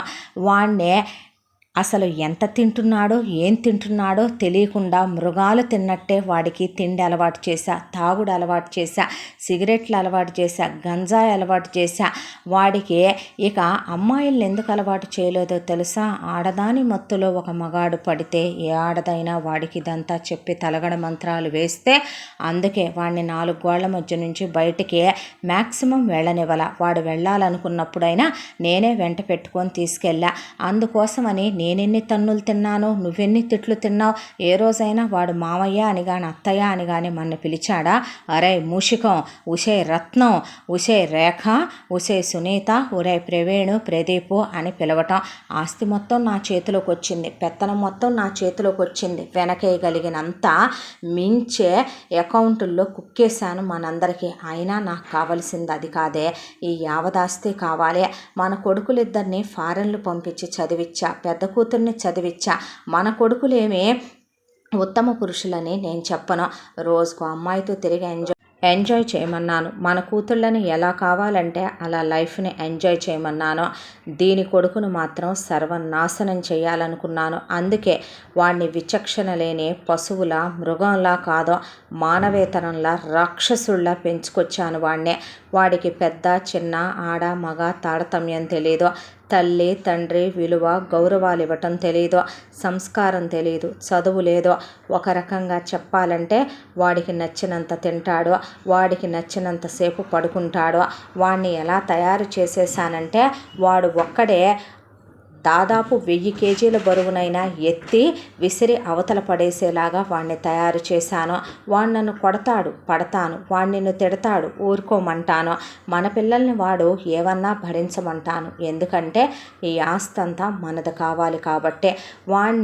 వాడు మేజర్ అయిన తర్వాత పైలోకానికి పంపిద్దామని నేను ఎదురు చూస్తూ ఉన్న తరుణంలో లాయర్ గాడు వచ్చి ఒక వార్త చెప్పిపోయాడు. ఏంటంటే ఆ పోయిన రాజాగాడు ఆ తర్వాత ఆస్తంతా వాడి తదనంతరం పెళ్ళానికి చెందాలి అని కాకుండా వారసుడైన వీడికి 25 సంవత్సరాలు దాటితే తప్ప వీడికి హక్కు రాదని, ఆ తర్వాత వీడు వేలుముద్ర సంతకం వేస్తే తప్ప ఎవరికి చెల్లదని, దాంతోనే వీడి మృత్యువుకి ముహూర్తం పెట్టుకొని నేను ఎదురు చూస్తున్నాను. వాడి మీద మన చిన్న కూతురు మనసు పడింది కదయ్యా, పడుద్దే, బజార్ది, ఎందుకు పడదో? వాడి దగ్గరకు ఒక ఆడదాన్ని పంపితే అది బ్రతకడానికేనా? వాడు అమాంతం మనుషుల్ని ఎలా కొడతాడేవాడు? గోడలకేసే కొడుతున్నాడా? వాడు ఏం చేస్తున్నాడా, ఏం చేయబోతున్నాడా వాడికి తెలుసా? ఏ రోజైనా వాడు మనిషిలాగా ఉన్నాడా? వాడికి బట్టలు కట్టుకోవటం అనే విచక్షణైనా తెలుసా? నచ్చితే బట్టలు వేసుకుంటాడు, నచ్చకపోతే బట్టలు లేకుండా తిరుగుతాడు. ఒక స్నానం చేయడు, పళ్ళు తోమడు. వాడికి అసలు మనిషికుండే ఏ లక్షణం ఉండేలాగా నేను పెంచానే. పశువులకి మృగాలకి కూడా ప్రేమ తెలుసు. ఇది తిరిగి వచ్చిన తర్వాత వాడికి ప్రేమను అందించాలని అనుకున్నా వాడికి ఆ ప్రేమ తెలియదే. ఇది పెళ్లి చేయాలనుకుంటున్నా ఏ ఆడదే వాడిని పెళ్లి చేసుకునేదే. ఇది మళ్ళీ తిరిగి రాదు అనుకున్నాను.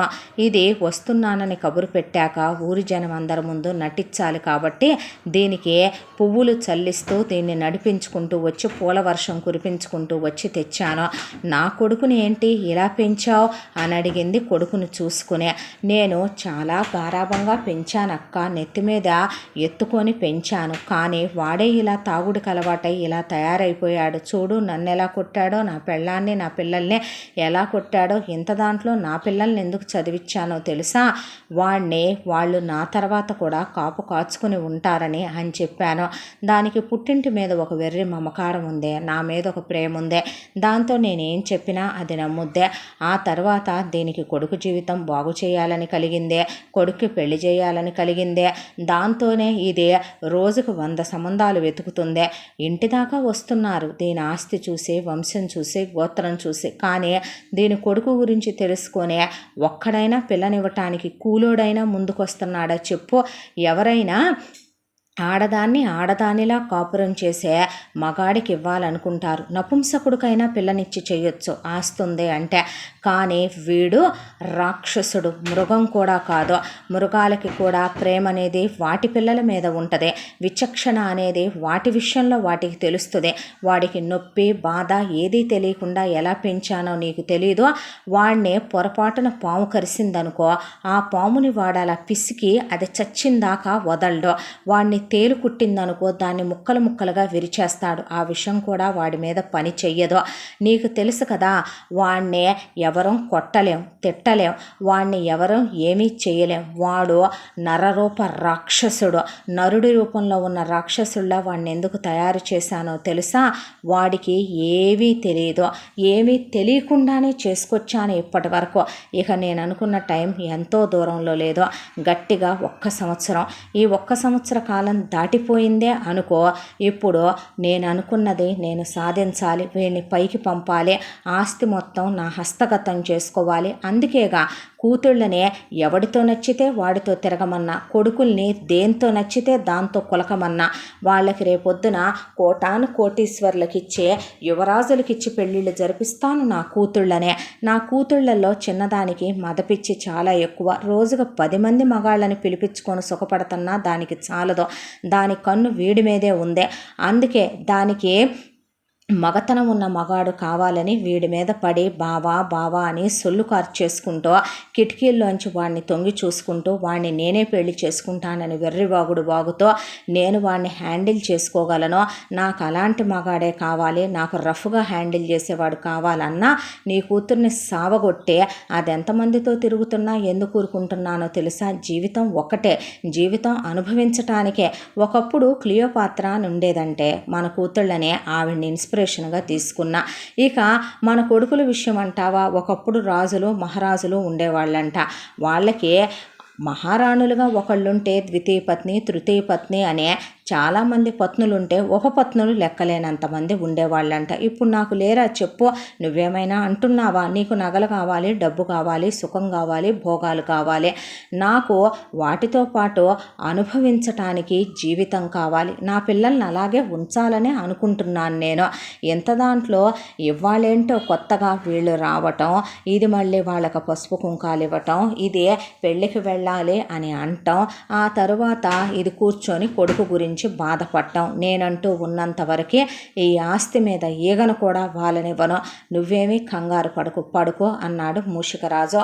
ఆ తర్వాత తెల్లారి మంగ మూషికరాజుని రత్నవల్లిని పిలిచింది. ఏంటక్క అని చేతులు కట్టుకుంటే, ఏంటి వదినా అని తలదించి నిలబడిందే.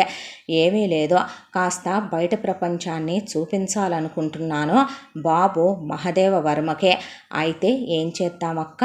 ఏముంది, వాళ్ళు వివాహానికి రమ్మనమని పిలిచారు కదా, వివాహానికి వెళ్ళే సమయం దగ్గర పడుతోంది కదా, వెళ్ళేటప్పుడు అబ్బాయికి అమ్మాయికి మన స్థాయికి హోదాకి తగ్గకుండా వెండి డిన్నర్ సెట్టు గిఫ్ట్గా ఇద్దాము, ఆర్డర్ అలాగే ఇక మనం వెళ్ళేటప్పుడు అబ్బాయిని కూడా వెంట పెట్టుకెళ్ళి పెళ్ళంటే ఇలా ఉంటుంది, భార్య అంటే ఇలా ఉంటుంది, బయట ప్రపంచం ఇలా ఉంటుంది, మనుషులు ఇలా ఉంటారని చూపించి తీసుకొద్దాం. వాడిని ఎలా రెడీ చేస్తావో, ఎలా సిద్ధం చేస్తావో, ఏ మనుషుల్ని పిలిపిస్తావో, వాడు మహారాజులాగా దొరబాబులాగా ఆయనలాగా రెడీ అయ్యి నాతో పాటు రావాలి.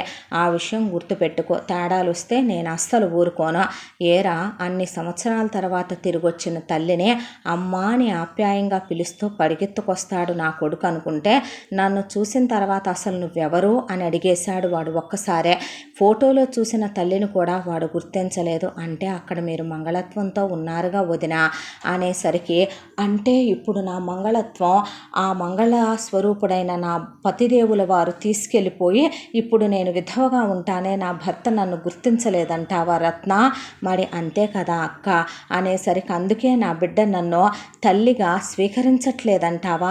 తండ్రి పోయాక ఇంకా ఎందుకు బ్రతుకున్నాను అనుకుంటున్నాడంటారా? ఆ మాట మేము ఎలా అనగలం అక్క? ఏది ఏమైనా సరే వాడిని ఒక దారి చేయకుండా ఈ తల్లి ఆ తండ్రి దగ్గరికి వెళ్ళటానికి ఆ తండ్రి అనుమతించట్లేదే, నాకు స్వర్గద్వారాలు తెరుచుకోవటం లేదే, ఎన్నో క్షేత్రాలు తిరిగినా ఎన్నో పూజలు చేసినా భగవంతుడు నాకు పుష్పక విమానాన్ని పంపించట్లేదే, ఆయన దర్శన భాగ్యాన్ని ఇవ్వట్లేదే, మహారాజు గారు రోజు కల్లోకి వచ్చే నాకు ఏం చెయ్యాలనేది అసలేమీ చెప్పట్లేదే. చెప్తారులే అక్క, సమయం రావద్దా, ఇప్పుడైతే పెళ్ళికి సిద్ధం చేయి అబ్బాయినే, వెళ్ళు వెంట తీసుకొని వెళదాం అంది మంగ. అలాగేనక్క, నువ్వు ఆజ్ఞాపించడం నేను కాదంటమా అని మూషికరాజు వెళ్ళి మొత్తానికి నానా తన్నులు తిన్నాడు. వెళ్ళి మహదేవ్తో తిన్న తర్వాత ఇక అల్లుడు అది కాదయ్యా, అల్లుడు ఇది కాదయ్యా అని ఒకవైపున మొగుడు పెళ్ళాం, అది కాదు బావా ఇది కాదు బావా అని కూతుళ్ళు చెప్తే విను ప్లీజ్ మహదేవ్ అని ఒకవైపున కొడుకులు కలిసి పట్టుకొని ఎలాగోలాగా ఇక గడ్డాన్ని నీట్గా ట్రిమ్ చేసేసి మీసాలు షేప్ చేసి ఆ తర్వాత కూర్చోబెట్టి స్నానం చేయించి తలని క్రాఫ్ వీళ్ళే చేసి ఆ తర్వాత మొత్తానికి ఇక ఆ క్రీములు ఈ క్రీములు రుద్ది మధ్యలో ఎగిరిగిరి తంతంటే తన్నించుకొని ఒకవైపున మటను లెగ్గులు ఒకవైపున అవి ఇవి తినిపిస్తూ ఒకవైపున మందుని అందిస్తూ తాగుతూ ఉంటే తింటూ ఉంటే ఇక ఈలోపు ఒకళ్ళు సిగరెట్లు అందిస్తూ కాళ్ళొత్తుతూ చేతులొత్తుతూ మొత్తానికి మహదేవ్ని రెడీ చేశారు. చేసిన తర్వాత అక్క బాబు సిద్ధం, సరే మేము సిద్ధం, తీసుకొచ్చి కారు ఎక్కించు, నువ్వు నీ భార్య వెనకమాల నీ కుటుంబం వేరే కారు ఎక్కండి అన్నాక మేము 2 కారుల్లో ఎక్కాలి లెక్క, అలాగే ఎక్కండి, కార్లు కరువా ఆస్తికి కరువా అనేసి తను కొడుకుతో ఒక కారులో, వెనకమాల తమ్ముడు పెళ్ళాం ఒక కారు, తమ్ముడు 4 పిల్లలు ఒక కారు ఎక్కి 3 కారుల్లో ఇక పెళ్ళికి బయలుదేరారు. పెళ్ళికి వచ్చి అక్కడ హోటల్లో ఒక రూమ్ తీసుకుని ఆ తర్వాత ఇక కళ్యాణ మండపానికి చేరుకున్నారు. వరుడు వరపూజ చేస్తున్నాడు. పెళ్ళి చాలా అంగరంగ వైభవంగా జరుగుతోంది. ఎదురెళ్ళి వీళ్ళని ఆహ్వానించి ఎదురు VVIP సీట్లలో కూర్చోబెట్టాడు పెళ్లి కొడుకు తండ్రి. ఈలోపు పెళ్లి కూతుర్ని ఒళ్ళంతా నగలేసి అమ్మాయిని చాలా అందంగా తయారు చేసి శక్తిని కళ్యాణ మండపంలోకి తీసుకొచ్చారు. తీసుకొస్తే వరపూజ చేస్తున్న వరుడి చేతికి మాంగళ్య ధారణ అని జీలకర్ర బెల్లం కూడా అయిపోయిన తర్వాత మాంగళ్యాన్ని చేతికిచ్చాడు పెళ్ళిళ్ళ పంతులు. అయితే ఆ మంగళసూత్రాన్ని చేతిలోకి తీసుకున్న వరుడు మంగళసూత్రాన్ని పక్కనే ఉన్న అగ్నిహోత్రంలో వేసేసి నా వల్ల కాదు ఈ పెళ్లి చేసుకోవటం అనేపాటికి పిచ్చి పిచ్చి వేషాలు వెయ్యకరా అని పెళ్లి కొడుకు తండ్రి వెళ్ళి పెళ్లి కొడుకుని లాగి చెంప మీద కొడితే ఏమైంది అని శక్తి లేచి నుంచుంది. లేచి నుంచునేసరికి అప్పటికే శక్తి వాళ్ళ బాబాయ్ భార్యలు ఇవాళ కొత్త ఉంది, దీని జాతకమే దరిద్రపు జాతకం అయితే అమ్మా బాబుల్ని మింగింది, మన ఇంట్లో ఉన్ననాళ్ళు మనకు మనశ్శాంతి లేదు, ఏమోలే బీటెక్ దాకా చదివించాం, ఉద్యోగం ఎలగబెడుతుంది, మంచి సంబంధం వచ్చింది, పెళ్లి చేసి పంపిద్దామంటే ఇప్పుడు వీడు కాస్త చేసుకోనని లేచి నుంచున్నాడు. వీడికే మాయరోగం వచ్చిందో ముద్రష్టపు ఎదవ అనుకొని అక్కడి నుంచుంటే ఈలోపు అసలు పెళ్లి కూతురు గురించి వివరాలేంటో కనుక్కుందామని చెప్పి అక్కడ ఉన్న ఒకళ్ళని పిలిచి ఆరా తీయటం మొదలుపెట్టింది అలివేలు మంగ తాయారు. అయితే పెళ్లి కొడుకు శక్తితో నేను ఇంతకుముందే ఒక అమ్మాయిని ప్రేమించాను, ఆ అమ్మాయితో నేను శారీరకంగా కూడా దగ్గరయ్యాను, మాది 6th క్లాస్ నుంచి PG వరకు ఉన్న ప్రేమ, ఆ తర్వాత భార్యాభర్తలం అవుదామని అనుకుంటే మా అమ్మ నాన్నకి ఆ అమ్మాయి మా కులం కాదని, ఆ అమ్మాయి లో క్లాస్ ఫ్యామిలీలో పుట్టిందని, వాళ్ళది చాలా పెద్ద ఫ్యామిలీ అని, వాళ్ళ ఫ్యామిలీ నచ్చక వాళ్ళ కులం నచ్చక వద్దని బలవంతంగా నీకు ఇచ్చి పెళ్లి చేయటానికి మా అమ్మ నాన్న నన్ను ఒప్పించి తీసుకొచ్చారు శక్తి. కానీ ఇక్కడికి వచ్చిన తర్వాత కూడా ఎందుకు మీరు నాకు ఆ విషయం చెప్పలేదండి, పెళ్లి చూపుల్లో మాట్లాడారు కదా, ఆ తర్వాత చాలాసార్లు ఫోన్ చేశారు కదా, పెళ్లి చూపుల్లో నేను నీతో మాట్లాడేటప్పుడు మా నాన్న ఆ పక్కనే కిటికీలో నుంచి చూస్తూనే ఉన్నాడు, నేను నీకు ఫోన్ చేసిన ప్రతిసారి ఇష్టంగా ఎప్పుడూ చేయలే, మా అమ్మ నాన్న పక్క నుండి చేయించేవాళ్ళు, ఆ తర్వాత ఈ రోజున కూడా నేను చాలా ప్రయత్నించాను నీకు చెప్పాలి అని, కానీ నీకు చెప్తే వాళ్ళు చచ్చిపోతామని విషం కలుపుకున్న కూల్ డ్రింక్ బాటిల్స్ వాళ్ళ వెంట పెట్టుకొని తిరుగుతూ నన్ను బెదిరించారు, కానీ నువ్వు చాలా మంచిదానివే. మీ అమ్మా నాన్నలు చాలా గొప్పోళ్ళు, నిన్ను చాలా బాగా పెంచారు. ఏ అమ్మాయికైనా పెళ్ళన్న తర్వాత చాలా ఎక్స్పెక్టేషన్స్ ఉంటే చేసుకోబోయే వాడి మీద నేను నీకు కరెక్ట్ కాదు. నీకు నాకన్నా చాలా గొప్పోడు, మంచోడు, దేవుళ్ళలాంటి వాడు, మగతనం ఉన్న మగాడు నిన్ను చేసుకోవటానికి ఎక్కడో పుట్టే ఉంటాడో. నువ్వు మహారాణిలా బ్రతకాల్సిన దానివే. నాలాంటి వాడిని చేసుకొని నువ్వు ఏ సుఖం అనుభవించలేవు శక్తి అనేసరికి ఇంకా నయమండి, ఇప్పటికైనా చెప్పారు ఆ విషయం. అన్న తర్వాత పెళ్లి కొడుకు ఇంకా నేను ఇక్కడ ఉండనని అక్కడి నుంచి దండలు తెంచేసి అమ్మా నాన్నల్ని తోసేసి బయటికి పరిగెత్తుకుంటూ వెళ్ళి కారు వేసుకొని వెళ్ళిపోయాడు. ఈలోపు కొడుకుని ఎత్తుక్కుంటూ పెళ్లి కొడుకు వాళ్ళ అమ్మ నాన్న తమ్ముడు బంధువులు చుట్టాలు వాళ్ళు వెనకాల పరిగెత్తుకుంటూ వెళ్ళారు. అయితే ఇక శక్తిని పట్టుకొని పిన్నులు చచ్చేటట్టు కొట్టారు. బాబాయిలు కొట్టారు. నీ బతుకే ఎంత, నీ జన్మే ఎంత, ఎవడే ఇక నిన్ను పెళ్లి చేసుకునేది, బతుకున్నంతకాలం నువ్వు ఇలాగే ఉండాల్సిందేగా, నీ బతుకు చెడ, నీ బతుకులో ఈరోజు ఉండేదేముంది, ఏ రోజు ఏ మంచి జరిగిందని ఏ మంచి ఉందని అనేసరికి ఆపండి అని లేచి నుంచుంది మంగతాయారు. అందరూ ఒక్కసారిగా అటువైపు చూసేసరికి ఇంకొక మాట ఇక్కడ ఎవరు మాట్లాడినా మర్యాదగా ఉండదు. ఎవరివిడా అనేసరికి ఎవరు ఆవిడ, ఇంకా నయములే ఊరుకోవయ్యా అని ఇక మంగతాయారు వాళ్ళ వంశ చరిత్రను చెప్పుకొచ్చారు అక్కడున్న పెద్దలు. దాంతో వాళ్ళు సైలెంట్ అయిపోయారు. ఆ అమ్మాయిని నేను నా కుమారుడు మహదేవ వర్మకిచ్చి ఈ క్షణమే ఇక్కడే ఈ పెద్దలందరి సన్నిధానంలో ఆ దైవ సాక్షిగా పవిత్రంగా వివాహం నిశ్చయించాను అనేపాటికి మూషికరాజుకి రత్నవల్లికి కళ్ళు బయలు కమ్మిపోయి మూషికం అందే. అక్క అనేసరికి వెళ్ళి నువ్వు వెంటనే మాంగళ్యం తీసుకురా. రత్న అంటే చెప్పండి వదిన గారు, వెళ్ళి అమ్మాయిని శుభ్రంగా మళ్ళీ సిద్ధం చేయించి తీసుకురా. ముందు నీ కొడుకుల్ని రమ్మను అంటే వెళ్ళండ్రా అత్త పిలుస్తుందంటే చెప్పండి అత్తయ్య అంటే తీసుకెళ్ళి మహదేవ వర్మని పెళ్లి కొడుకుగా సిద్ధం చేయండి. నాన్న తను నీ భార్య, నేను నిశ్చయించా, నువ్వు పెళ్లి చేసుకుంటున్నావు అనేసరికి మహదేవ వర్మ ఏం మాట్లాడలా. ఒరే మూషికం అక్క అన్నాడు. వాడిని ఎలా ఒప్పిస్తావో, ఏం చేస్తావో, నువ్వు సస్తావో, నువ్వు పోతావో, నీకు అప్పచెప్పి వెళ్తే నువ్వే పెంచావు కాబట్టి వాడిని పెళ్లికి ఒప్పించి మండపంలోకి తీసుకురావాలి, లేకపోతే ఈ మండపంలో నెక్స్ట్ జరిగేది నీ సావు అని చెప్పింది మంగ. దాంతో ఇక ముందు గబగబా తను వెళ్ళటం కరెక్ట్ కాదని పెద్ద కూతుర్ని రెండో కూతుర్ని వెళ్ళి మంగళసూత్రాలు కొనుక్కురండమ్మా అని మొగుడు పెళ్ళాం కలిసి కొడుకులతో సహా మహదేవ వర్మన్ లోపలికి లాక్కెళ్ళి పెళ్ళంటే బాగుంటుందని, పెళ్ళాం వస్తుందని, పెళ్ళాన్ని అనుభవించవచ్చని, ఇప్పటి వరకు అన్ని సుఖాలు చవి చూసిన నువ్వు ఆడదాని సుఖాన్ని చవి చూడలేదు కదా అని, పెళ్ళామంటే నీ కింద బానిసని, కొడితే పడుద్దని తిడితే పడుద్దని, ఇక పెళ్ళామన్న తర్వాత నీకు కావలసిన సుఖాలన్నీ అనుభవించవచ్చనే ఇక రకరకాల వీడియోలు చూపించి రకరకాలైన టెంప్టేషన్స్ కలిగించి మొత్తానికి పెళ్ళికి ఒప్పించాడు మూషికరాజు. అయిపోయిన తర్వాత మహదేవ వర్మను తీసుకొచ్చి మండపంలో కూర్చోబెట్టారు. శక్తి మహదేవ వర్మ వైపు అప్పుడు చూసిందే.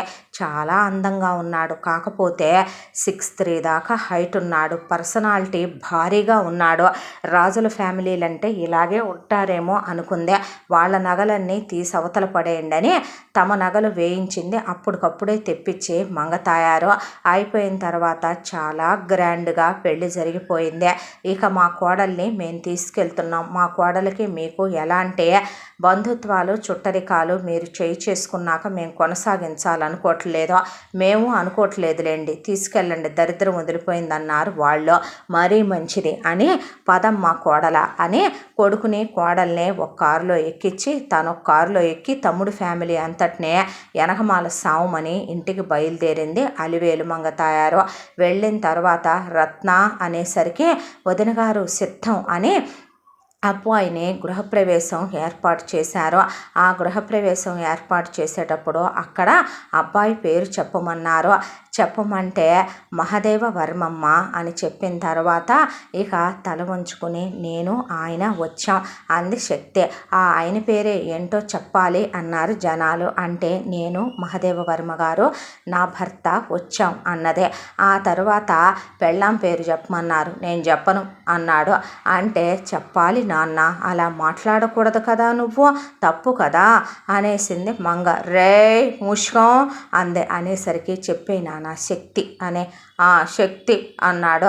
అనేసరికి ఇక గృహప్రవేశం చేసి లోపలికి రామ్మ, మెల్లగా బెల్లంగడ్డ కాలుకి తగులుద్దే, వెండి కలసమమ్మ గోరు నొప్పి పుట్టుద్దే, కాలు జాగ్రత్తగా అనమ్మ అనే తోరణాలు కళ్ళల్లో గుచ్చుకుంటాయి, ఆగమ్మ అనే మొగుడు పెళ్ళాం కలిసి మూషికం పెళ్ళాం కలిసి లోపలికి తీసుకొచ్చారు శక్తిని.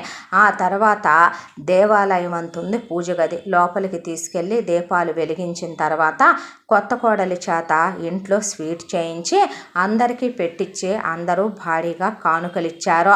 ఎవరి దారిన వాళ్ళు వెళ్ళిపోబోతుంటే రేపు సత్యనారాయణ వ్రతాన్ని తలపెట్టాను. అబ్బాయి వివాహం నా చేతుల మీదుగా జరగలేదు కదా, మీ అందరూ ఆహ్వానితులే అని వెంటనే ఈ చుట్టుపక్కల ఉన్న 100 గ్రామాలకి ఇదే నా ఆహ్వానం. ఒరే మూషికం అక్క అన్నాడు. అనేసరికి నువ్వు దండోరా వేయిస్తావో, నువ్వే వెళ్ళి దండోరా వేసొస్తావో.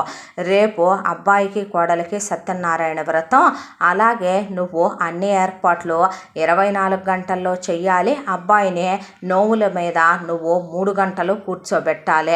వాడిని 3 గంటలు కూర్చోబెట్టాలంటే నువ్వు సమాధి అవ్వాలి. వాడు మటన్ పీసులకు బదులు గొడ్డు మాంసానికి బదులు నిన్ను తినాలి అన్నారు కూతుళ్ళు కొడుకులు. అనేసరికి అలాగే నక్క అన్నాడు.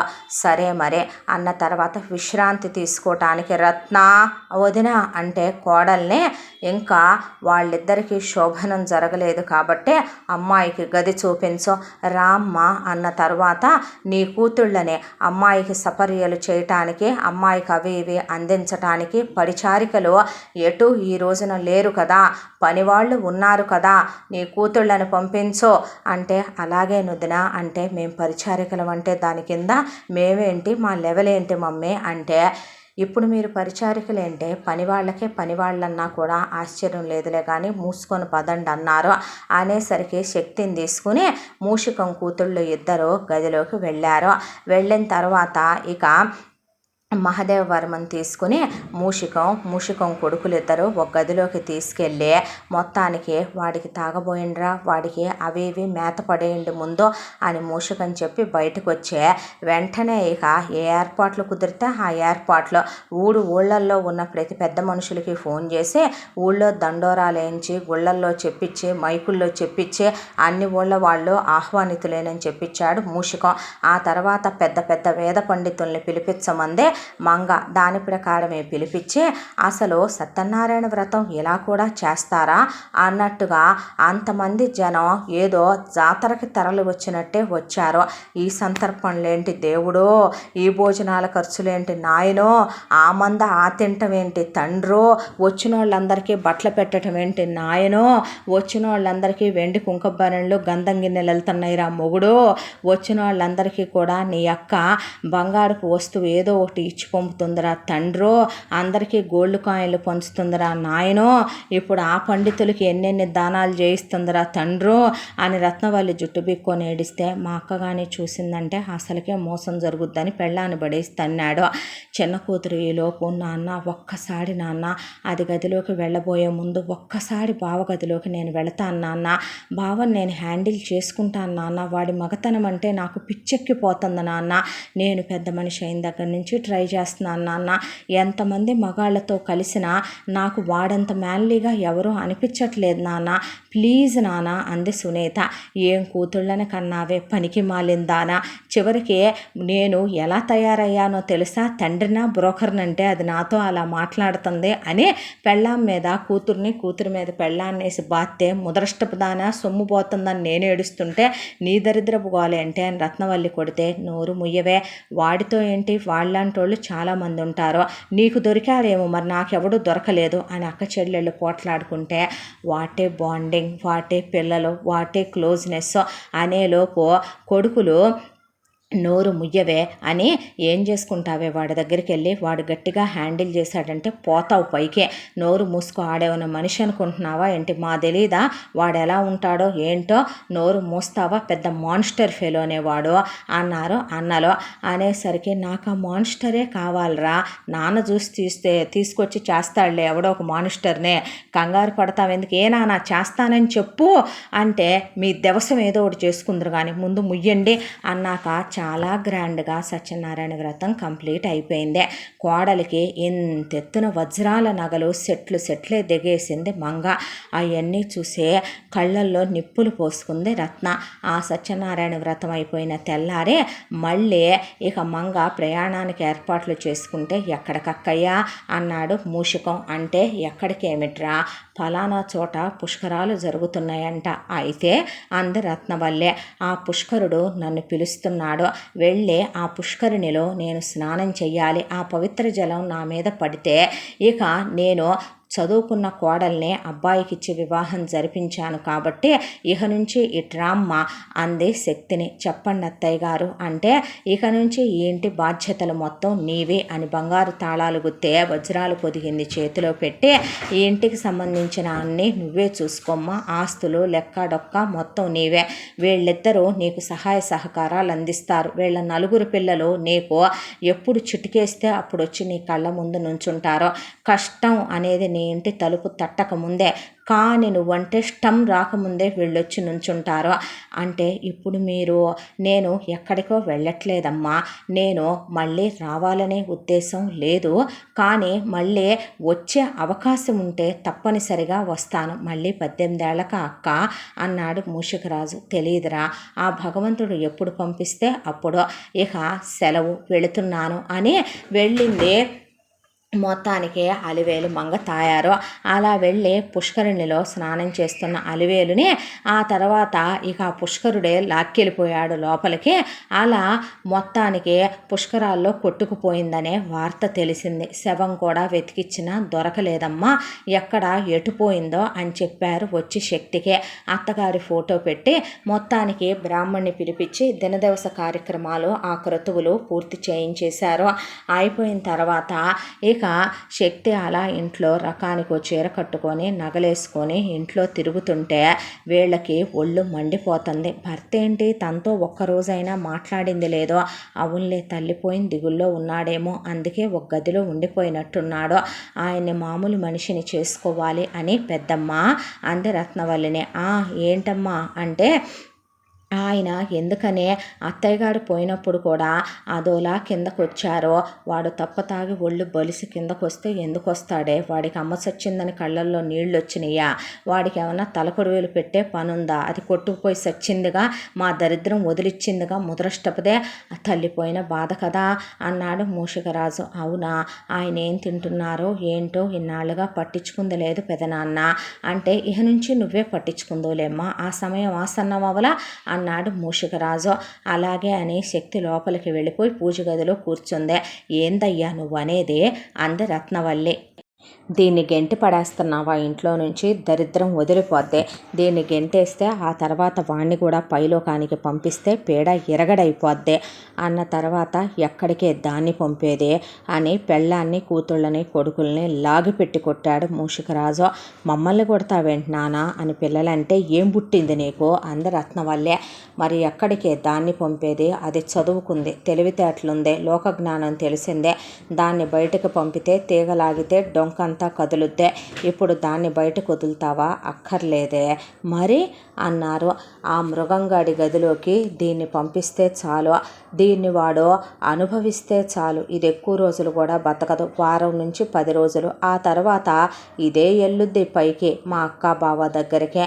అది పుష్కరుడు పిలిచాడని పోయింది, మా బావ తప్ప దాన్ని అందరూ పిలుస్తారులే కానీ అలాగే అత్తమామ పిలిచారని ఇది పోద్ది పైకే.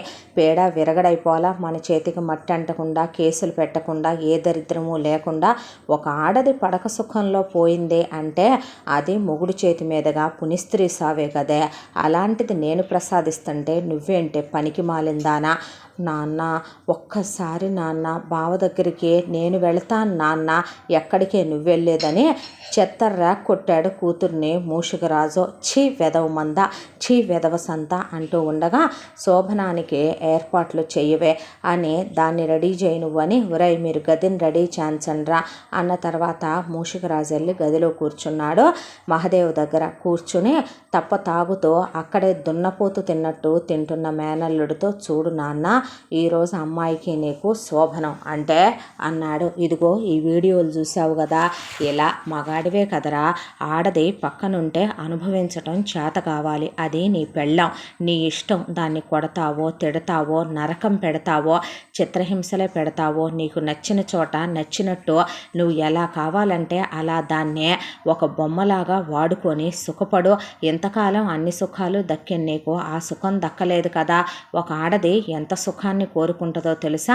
మగాడు ఎంత ఆడదాన్ని సుఖపెట్టినా ఆడదానికి సుఖం చాలక బయటకు వచ్చి మొగుళ్ళు మగాళ్ళు కాదని చెప్తున్నారు చాలామంది ఆడోళ్ళు. పక్కింటోడి వైపు వెనకింటోడి వైపు చూస్తున్నాయి ఆడే, అక్రమ సంబంధాలు పెట్టుకుంటున్నాయి ఆడే. అలా కాకుండా ఒక్కసారి నీతో కలిశాక మళ్ళీ అదే నీతో కలవాలని తహతహలాడిపోయేలాగా చేసుకో దాన్నే అని చెప్పి మూషికరాజు వచ్చేశాడు. ఆ తరువాత ఇక అత్తయ్యగారు పోయి ఎన్నో రోజులు అవ్వలేదుగా పెద్దమ్మ అని శక్తి అంటున్నా, మీ అత్తయ్య మావయ్య మళ్ళీ అన్నా చెల్లెళ్ళుగా నీ కడుపునే పుడతారమ్మా. ఏంటి అందే. అదేలే అదే ఎవరో ఒకళ్ళు నీ కడుపును పుడతారు, ఇంకొకళ్ళు మా పిల్లల కడుపును పుడతారులే అన్న తర్వాత, ఓ అదే పుడతారు, నువ్వైతే ముందు నీ భర్తను ఎన్నాళ్ళు దూరంగా ఉంచుతావు, గదిలోకి వెళ్ళు అని గదిలోకి పంపించి బయట తలుపులు తాళాలు వేసేసి కిందకి దిగి వచ్చారు. వచ్చేసరికి ఇక లోపలికి వెళ్ళింది శక్తి. భర్త మొహంలోకి చూసి మాట్లాడదాం అనుకునేలోపు శక్తిని గట్టిగా పట్టుకొని ఎత్తి మంచం మీద పడేశాడు. బట్టలన్నీ చించేశాడు. ఆ తర్వాత మీద పడిపోయాడు. ఆపుతున్నా ఆగకుండా ఆమెతో శారీరకంగా కలిశాడు. కలవటం కూడా బాధ అనిపించలేదు. కానీ ఆ తరువాత చెప్పుకోరాని చోట్ల ఆమెని కొరకటం, గిచ్చటం, గీరటం, ఆమెని ఇక చర్మమంతా కమిలిపోయేలాగా ఆమెని నరకాలు పెట్టడం, చిత్రహింసలు పెట్టడం, ఆ భయంతో నరకంతో తట్టుకోలేక శక్తి గిజగిజలాడిపోయి ఆ తర్వాత తలుపులు బాదిన వీళ్ళు తలుపులు తీల. పెద్దమ్మ, పెదనాన్న, సురేఖ, సునీత, ప్రవీణ్, ప్రదీప్, పనివాళ్ళు ఎవరైనా ఉన్నారా అని కేకలు పెట్టినా ఒక్కళ్ళు కూడా పలకలేదు. జుట్టు పట్టుకొని మళ్ళీ మంచం మీద విసిరేసి రాత్రంతా అలా ఒకసారి కాదు రెండుసార్లు కాదు తను ఇక మత్తొచ్చే పడిపోయేంత వరకు అనుభవిస్తూనే ఉన్నాడు శక్తిని. తెల్లారి లేవటానికి కాళ్ళు చేతులు వణుకొచ్చేసింది. సత్తువ రాలేదు. ఏమెరగనట్టు వీళ్ళు తాళం తీసి వచ్చేశారో. అసలు బట్టలు ఎలా కట్టుకుందో ఏం కట్టుకుందో కూడా తెలియదు. అలా ఉన్న చీరని చుట్టేసుకుంది ఒళ్ళంతా. ఆ తరువాత వణికిపోతుంది శరీరం, ఒళ్ళంతా గాయాలు. ఆ తరువాత వచ్చే తలుపు తీసి నుంచుంటే పనివాళ్ళు అక్కడుంటే ఒక పనమ్మాయిని చెయ్యూపి పిలిచింది. చెప్పండి అమ్మా అంటే, తాగటానికి ఏమైనా ఇవ్వవా అని అడిగితే, ఒక్క నిమిషం అమ్మాయి గారు అని పరుగున పరిగెత్తుకుంటూ వెళ్ళి గబా గబా పాపమదే 2 గ్లాసులు జ్యూస్ తీసుకొచ్చిచ్చి తాగండమ్మా అందే. అన్న తర్వాత అవి తాగి అలా కుప్పకూలిపోయింది శక్తి. ఆ తర్వాత నీ స్నానం చేయించనా అమ్మా అని పనమ్మాయి లోపలికి వచ్చింది. ఆ పనమ్మాయి వాచ్మెను సూరయ్య కూతురు. ఆ తర్వాత ఇక బాత్రూంలోకి తీసుకెళ్ళి శక్తిని అలా కూర్చోబెడితే ఒకవైపున బ్లీడింగ్ అయిపోతుంది, ఒకవైపున తొడల నిండా గాయాలు, కాళ్ళ నిండా గాయాలు, రక్కేసి చేతుల నిండా చెప్పుకోరాని చోట కొరికి కమిలిపోయే ఒక ఆడదాన్ని మగాడు ఇలా అనుభవిస్తాడా అనేంత భయం కలిగేలా ఉంది శక్తి శరీరం. ఆ తరువాత స్నానం చేయిస్తుంటే అరుపులు కేకలు వేసేసింది శక్తి. మెల్లగానే చేయిస్తున్నాను అమ్మాయి గారు అని చేయించిన తర్వాత వాటన్నిటి నిండా ఆయింట్మెంట్లు రాసి మందు రాసి విశ్రాంతి తీసుకోండమ్మా అన్న తర్వాత, ఆయన ఏంటి అలా ఉన్నారో, అసలు ఏం జరిగిందే, ఆయన చదువుకోలేదా, సంస్కారం లేదా, భార్యతో ఎలా ప్రవర్తించాలో తెలియదా అమ్మ, ఇక్కడ మావి 10 తరాల నుంచి పనిచేస్తున్నాం, అసలు ఇక్కడ ఏ మగాళ్ళు ఇలా ఉండరమ్మా, ఇవి రాచరికపు వంశాలు, ఒకానొక రోజు అని మహాదేవి మహాదేవి దగ్గర మొదలుపెట్టి రవీంద్రవర్మ దగ్గర ఆపి బాబుని ఇలా అలివేలు గారు వదిలేసి వెళ్ళిపోయారమ్మా. ఆ తర్వాత వీళ్ళే బాబుని ఇలా తయారు చేసేసారు. బాబు చదువుకోలేదు, బాబుకి ఏ జ్ఞానం తెలివితేటలు మనుషులకి తెలిసినట్టు తెలియదమ్మా అనేసి మాకు భయం. ఆయన గదిలోకి మేమెవరూ వెళ్ళం, మమ్మల్ని వెళ్ళనివ్వరు, ఎవరితోనూ వీళ్ళు మమ్మల్ని మాట్లాడనివ్వరమ్మా అని చెప్పేసరికి శక్తి ఓపికనంతా కూడా తీసుకొని పెద్దమ్మా అని పిలిచింది రత్నవల్లిని. ఏంటి అంది రత్నవల్లే. ఎందుకు అంత కటువుగా మాట్లాడుతున్నావు నాతో? నీతో కటువుగా మాట్లాడక నువ్వేమన్నా నా కూతురువా ఏంటే అనేసరికి ఏంటి అని వచ్చి అక్కడి నుంచున్నాక ఆయనకి నాతో ఎలా ఉండాలో తెలియట్లేదు, చాలా బాధగా ఉంది పెద్దమ్మ, ఆయన చాలా బాధ పెడుతున్నాడు అంటే ఏం చేయమంటావే? అయితే ఏం చేద్దామంటావు? వాడికి నీకు మధ్యలో వచ్చి నేను పడుకోనా? పెళ్ళాంతో ఎలా సంసారం చేయాలో నన్ను నా మొగుడిని వచ్చి నీకు వాడికి ట్రైనింగ్ ఇచ్చి నేర్పించమంటావా అంది రత్నవల్లి. ఆ తర్వాత సురేఖ సునీత అక్కడికి వచ్చి ఎందుకు రాత్రంతా నేను కిటికీలోంచి చూసా, బాగానే సుఖపడ్డావుగా వాడితో అన్నిసార్లు అని సునీత అంటే నువ్వు నోరుమై అనే అన్నలిద్దరూ దవడ బగలగొట్టారు సునీతది. సురేఖ ఈలోపు నీ మొగుడు నీతో ఎలా ఉంటే మేమెక్కడ కలగజేసుకొని చెప్తాం, అది తప్పు కదా అన్న తర్వాత ఇక ఇలా ప్రతిరోజు నరకం, ప్రతిరోజు చిత్రహింసలు, దానికి తోడు వీళ్ళు చాడీలు చెప్పే ప్రతిరోజు మహాదేవ్ చేత శక్తిని కొట్టించటం, చేతిలో ఏదుంటే అది తీసుకొని ఆ అమ్మాయి మీదకి తాగే మందు బాటిల్స్ విసిరేయటం, ఆ తర్వాత టీపాయ్ ఉంటే విసిరేయటం, కుర్చీలుంటే విసిరేయటం, తాగే గ్లాసులుంటే విసిరి కొట్టడం, అక్కడికి ఒకటి అరా తప్పించుకున్న కొన్నిసార్లు అవి గీసుకుపోవటం, దెబ్బలు తగలటం, ఆ తర్వాత వీళ్ళు అది చాలదన్నట్టు జుట్టు పట్టుకొని కిందకి లాక్కొచ్చి ఆ అమ్మాయి ఒంటి మీద నగలన్నీ లాక్కొని నేత చీరలు చినిగిపోయినవి విసిరేసి పని వాళ్లతో పాటు ఒక ముద్ద పడేస్తూ ఇంట్లో పాచి పని చేయించడం మొదలుపెట్టారు. నన్ను నరకం పెడుతున్నారు, కొడుతున్నారు, తిడుతున్నారు, వాతలు పెడుతున్నారు, అసభ్యంగా ప్రవర్తిస్తున్నారని మొగుడికి చెప్పినా ఏ వినే మొగుడు తాగి అసలు ఏవైనా తెలిస్తేనేగా పట్టించుకోవటానికి మనుషులకి తెలిసేవే. ఒక్కనాడు ఆ అమ్మాయి బాధని పట్టించుకున్నది లేదో. ఆ తరువాత 10 రోజుల్లో సత్సుద్దులే పేడా పొద్దే అనుకున్నది కాస్త 3 నెలలు గడిచిపోయిందే. మహాదేవ్ గదిలోకి వెళ్ళాలంటేనే శక్తికి వెన్నులో నుంచి వణుకు రావటం మొదలైందే. 1 కాదు 2 కాదు, చివరికి పీరియడ్ టైంలో కూడా చాలా ఘోరంగా అతని బిహేవియర్ ఉండేపాటికి తట్టుకోలేక ఆ నరకం పడలేక కాళ్ళు చేతులు వణికిపోవటం మొదలై ఆ గదిలోకి వెళ్ళాలంటేనే భయం వేస్తుంది.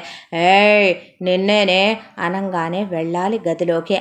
ఆ అంత దాంట్లో కూడా మనిషికి ఏదో తెలియక చెమట్లు పోసుకొచ్చి ప్యానిక్ అయిపోయేది. నీ మొగుడు రమ్మంటున్నాడు వెళ్ళని జుట్టుపట్టి లోపలికి తోసి వీళ్ళు తలుపులు గళ్ళేసేసేవాళ్ళు. రోజు నరకం, రోజు ఎవరికి చెప్పుకోలేని నరకం. భగవంతుడా ఇందుకే పుట్టించావా నన్ను అని వెళ్ళి అద్దం ముందు నుంచుంది. మెళ్ళో మంగళసూత్రం, నొసట్లో కుంకం, ఈ తాళి తెంచేసి ఇక్కడి నుంచి వెళ్ళిపోయి పోనీ నేను పోతే అనుకుందే. అమ్మ చెప్పిన మాట, తాళంటే పవిత్రమైంది, పెళ్ళంటే పవిత్రమైంది, భర్త అంటే జీవితాంతం తోడుండేవాడు, అలాంటి భర్తని వదులుకోకూడదు. కష్ట సుఖాలు అనేవి మనుషులకి వస్తూనే ఉంటాయి, ఒడిదుడుకులు అనేవి మనుషులకి సహజం. కలిసి నడవాల్సిన ఒకే బండి కట్టిన 2 గుర్రాలు లాంటి వాళ్ళు భార్యాభర్తలు. జీవితం అంటే సర్దుకుపోవాలి, జీవితం అంటే కలిసి నడవాలి, కలహాలు లేని కాపురంలాగా మనమే మన జీవితాన్ని మార్చుకోవాలి అని, దాంతో మొగుడిని మార్చాలని ఏదో చెప్పాలని ఏదో చెయ్యాలని చాలా ప్రయత్నించి ఓడిపోయి అలిసిపోయింది శక్తి. 6 నెలల సమయం గడిచిపోయిందే. ఇంకా ఈ దరిద్రం పోదేంటయ్యా అంది రత్నవల్లి. అనేసరికి మన చేతికి మట్టి అంటకుండా వాడే పైకి పంపించేసేటట్టు చేస్తే పోలా అన్నాడు మూషికరాజు. ఎలా అంటే రత్నవల్లికి చెప్పి మొగుడు పెళ్ళాం కొడుకులు కూతుళ్ళు వెళ్ళి చుట్టూ నుంచున్నారు మహాదేవ్కి. ఏంటన్నాడు అనేసరికి అది నీ గురించి నువ్వు దాన్ని సుఖపెట్టట్లేదని, మగాడివి కాదని, నీకు మగతనం లేదని, నువ్వు హిజ్రాగాడివని, నువ్వు అలాంటోడువని ఇలాంటోడువని నీ గురించి పని వాళ్ళతో చెప్పి పెద్ద పెద్దగా నవ్వుతుంది, అందరికీ ప్రచారం చేస్తుంది. పాలేరుగాడితో అదే అక్రమ సంబంధం పెట్టుకుంది, అదే ఎలాంటిదో తెలుసా, అది పెద్ద వెలయాలరా, దాంతో నువ్వు కాబట్టి కాపురం చేస్తున్నావు, ఎవరైతే చేస్తారు నాయన అది ఇది అని, ఇదేనేమిట్రా నీ మగతనం అని రత్నవల్లి అని చాలా మాటలు మాట్లాడొచ్చారు. చెప్పుకుంటే సిగ్గుచేటు. నా కొడుకుల్ని గదిలోకి వచ్చి దాని కోరికలు తీర్చమంటుంది. ఆడోళ్ళైనా నా కూతుళ్ళ మీద పడిపోతుంది. నా మీద పడితే నాకెన్ని చెప్పిందో తెలుసా? నా మొగుడు నన్ను సుఖపెట్టట్లేదు, నీ మొగుడిని గదిలోకి పంపించందే, మీ మామ ఏమవుతాడురా దానికే అని ఉన్నవి లేనివి చాలా చెప్పి పక్కనే కూర్చొని తాగబోయించి మరీ బయటకు వచ్చారు. ఆ తర్వాత పెద్ద కేకేశాడు మహదేవ్ శక్తినే. గజగజ వణికిపోతుంటే గదిలో గట్టిగా పట్టుకొని తోసేశారు వీళ్ళు. తోసిన తర్వాత ఇక శక్తినే చెప్పకూడదులే కానీ భయంకరమైనటువంటి రాక్షసుడు ఒక స్త్రీని ఎలా అనుభవిస్తాడో అలా చిత్రహింసలు పెట్టడం అయిపోయిన తర్వాత అక్కడే ఉన్న మందు సీసాలు తీసుకొని విసిరేస్తే తప్పుకుందని జుట్టు పట్టుకొని గోడకేసి కొట్టి ఒక మందు సీసా తల మీదేసి పగలగొట్టేశాడు. దాంతో తల పగిలిపోయిన తర్వాత మహదేవ్ స్పృహ తప్పి కళ్ళు తిరిగి మత్తులో పడిపోయేసరికి శక్తి ఇక వీళ్ళు డోర్లు గడేసేసరికి వెనకమాలగా తన ఒంటి మీద చీరని తీసి ఆ చీరని కిటికీకి కట్టి ఆ చీరను పట్టుకొని ఎలా దిగిందో ఏంటో కూడా తెలియదు, కిందకి దిగేసిందే. దిగిన తర్వాత చాలా చీరలు వాళ్ళ ఆరేసి ఉన్నాయి. అందులో నుంచి ఒక చీర ముందు ఒంటికి చుట్టుకుందే. బయట వాచ్మెన్ సూరయ్య ఉన్నాడు. తల నిండా రక్తం కారిపోతుంది.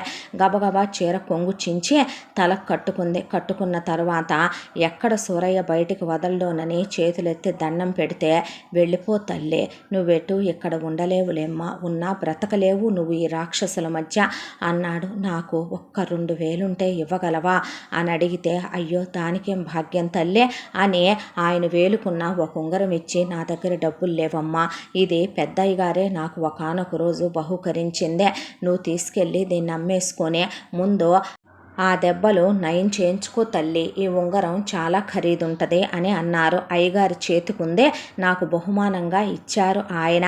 ఆ తరువాత నువ్వు నీ జీవితాన్ని నువ్వు ప్రశాంతంగా బతుకమ్మా, నీకు పుట్టింటి వాళ్ళ తోడు లేదు, నా అని నిన్ను ఆదరించే వాళ్ళు లేరు, ఇక నీ చదువే నీకు ఆదరువు కావాలి, పెద్దవాడిని తండ్రి లాంటి వాడిని దీవించడం తప్ప ఏమీ చెయ్యలేను, ఇంతకన్నా ఏమీ చేయలేని అశక్తుణ్ణి అసమర్థున్నైన నన్ను క్షమించు, పెద్దబాబు గారే ఉంటే ఈ ఇల్లు ఇలా కాకుండా పోను, పెద్దమ్మగారు పట్టించుకున్న బాబిలా అవ్వకుండా పోనేమో నమ్మ అని పంపించేశాడు. అక్కడి నుంచి అలా చీకట్లో కలిసిపోయింది శక్తి. ఆ తరువాత తెల్లాడి నిద్ర లేచారో మూషికరాజు రత్నవల్లి వాళ్ళు. వెళ్ళి తలుపులు ఓపెన్ చేసి చూస్తే గదిలో ఒక్కడే స్పృహ లేకుండా మొకరుద్దున్న నిద్రపోయినట్టు నిద్రపోతున్నాడు మహదేవ్. శక్తి ఎక్కడా కనిపించలేదు. ఇల్లంతా వెతికారు. చూస్తే మహదేవ్ గది నిండా రక్తం, ఆ దుప్పటి నిండా రక్తమే, ఆ గది నిండా రక్తం పడుంది. చూస్తే కిటికీకి చీర కట్టి చీర నిండా రక్తంతో ఒక ఆడది దిగిన జాడలో కింద రక్తంతో పాదముద్రలు ఉన్నాయి. ఆ తర్వాత నుంచి ఇహ ముద్రలు కనిపించలేదు. వాచ్మెన్ సూరయ్యని పిలిచి అడిగితే, ఎవరూ మెయిన్ గేట్లో నుంచి వెళ్ళలేదు బాబు అని చెబితే, ఆ సరిలే అన్నాక లోపలికి వచ్చారు. ఇది ఎక్కడికి వెళ్ళిందంటావు? పుట్టింటి వాళ్ళ దగ్గరికి వెళ్ళిందంటావా, పోలీసుల దగ్గరికి వెళ్ళిందంటావా?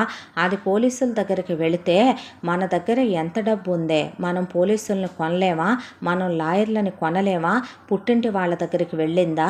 చూసే పుట్టింటి వాళ్ళే అయితే గనక ఆ రోజే దాన్ని ఆస్తి కోసమని నిరాధారణ చేసే మనకప్పచెప్పి ఆ తర్వాత దాని దరిద్రాన్ని వాళ్ళు వదిలించుకుంటారా? మరి ఎక్కడికి పోయిందంటావు? పాడిపోయిందే, ప్రాణాలు గుప్పెట్లో పెట్టుకొని ఇంకది తిరిగి రాదో. ఒకవేళ బతికి ఉంటే ఉండొచ్చు, లేకపోతే ఎందుకు ఈ బ్రతుకని ఎందులోనైనా దూకి సావచ్చు. ఇక మొత్తానికి నువ్వు అనుకుంది అయిపోయిందిగా, వీడు అనుకున్నది చైనే చేసేసాడుగా దాన్నే. బావని ఒక్కసారి నాన్న, ఎటు మీరు ఒక నిర్ణయం తీసుకోబోతున్నారుగా, ఈలోపు ఒక్కసారి నాన్న నేను బావతో కలుస్తాను, ప్లీజ్ నాన్న, ప్లీజ్ అమ్మా అని సునీత అడిగితే, దీన్ని ఎత్తుకెళ్ళి ముందు గదిలో పడేయండిరా, నాకు మనశ్శాంతి లేకుండా అన్నాడు మూషికరాజు. ఆ తరువాత ఇక ఏం ఆలోచించావు నాన్న మరి వీడి గురించి అనేసరికి, ఇంకొక 6 నెలల టైం ఉందిరా వీడికి 25 రావడానికి. ఎప్పుడైతే వీడికి 25 ఏళ్ల వయసు వస్తుందో ఆస్తి మీద హక్కు వస్తుంది. వీడికి సంతకం ఒక్కటే పెట్టడం ఎందుకు నేర్పించలేదో తెలుసా? వేలుముద్రలైతే వీడి శవంతోనైనా వేయించవచ్చు. అందుకే వీడికి చదువు సంధ్య లేకుండా చేసిందే. ఏం చేయబోతున్నావయ్యా? వాణ్ణి మనం రౌడీల్ని పెట్టి చంపించలేం, ఎందుకంటే వాడు ముక్కలు ముక్కలుగా నరికేస్తాడు. వాణ్ణి ఏ జంతువులు వాణ్ణి చంపలేవే. వాణ్ణి మనంగా వెళ్ళి ఏమీ చెయ్యలేం. కాబట్టి వాడి చావుకి నేను మొత్తానికి ఒక స్కెచ్ గీశాను. ఏంటంటే, ముందు కంసాలి దగ్గరికి వెళ్ళి పటకా కత్తులు చేయించండిరా, వాడికి పురమాయించి గండ్రగొడ్డళ్ళు చేయించండి. మనం నరుకుతుంటే వాడు చూస్తా ఊరుకుంటాడా నాన్న అనే పెద్ద కూతురు కూడా అక్కడికి వస్తే, చిన్న కూతురు ఒక్కసారి అనుభవించాక చంపేసుకో నానా అని లోపల నుంచి గొడవ పెడుతుంటే, ముయ్యవే నోరు, అంతగైతే నేను చంపుతాను నానా వాడిని అంది సునీత. అయితే ఏం చేద్దామంటావు అంది రత్నవల్లే. వాడికి ఒరే, మీరు డ్రగ్స్ తీసుకుంటారుగా, పవర్ఫుల్ డ్రగ్స్, మత్తెక్కే తీసుకోండి, దాంతోపాటు ఐరన్ రాడ్లు రెడీగా పెట్టుకోండి. వాటితో పాటు అమ్మాయి ఎవరిని మీరు ఇంటికేసి ఈ 6 నెలల పాటు రానివద్దు, బయటికి వెళ్ళి హోటల్ రూముల్లో కలవండ్రా. మీరెవరిని కలవాలనుకున్న అమ్మాయిలని అబ్బాయిలైనా, అబ్బాయిలు అమ్మాయిలైనా, ఏవే నువ్వు అడ్డమైన వాటిని ఇంటికి తీసుకురాబాకు. మహిళా మండళ్ళని అవని ఇవని నగల వెదవలని చీరల వెదవలని రానివ్వబాకు. నేను కూడా ఇంటికి దేన్ని తీసుకురాను. పనివాళ్ళను కూడా ఇహ నుంచి నువ్వు ఇంకా అలర్ట్గా ఉండి చూసుకోవాలి రత్న. ఈ 6 నెలల పాటు జాగ్రత్తగా ఉండకపోతే మనం కన్న కళ, ఇన్ని సంవత్సరాల కళ నాశనం అయిపోద్ది. ఇన్ని కోట్ల రూపాయల ఆస్తి చేజారిపోద్ది. దీనికోసం ఎన్నాళ్ళుగా మనం అనుభవించిన బాధ కాస్త కూస్తా కాదు. రోజు కళ కంటున్నానే, డబ్బుల్లో ఈత కొట్టాలని, డబ్బుల మధ్య కూర్చొని డబ్బుల్ని నెత్తిన పోసి నీకు పిల్లలకి అభిషేకం చెయ్యాలని, వజ్రాలతో అభిషేకం చేసుకుందరు. కానీ మీరు ఒక లెవెల్లో ఏ ప్రిన్సెస్సులనో మీరు పెళ్లి చేసుకుంటే, ఏ ప్రిన్సులనో మీరు పెళ్లి చేసుకుందరు. కానీ అర్థమైందా అని చెప్తే, అయితే మేము వెళ్ళే ముందు ఆ కత్తులు గొడ్డళ్ళు ఛాన్సమా నాన్న? అయితే మరి ఆ డ్రగ్స్ అవి తెప్పించి ఉంచమా? అన్నీ సిద్ధంగా ఉంచుకోవాలి. ఉంచుకునే వాడికి తప్పతాగా పోయించి మనం అనుకున్న ప్రకారం అన్నీ జరగాలని దేవుడికి హోమం చేయించి బలులు ఇప్పిస్తున్నా, యజ్ఞాలు యాగాలు చేయిస్తున్నా.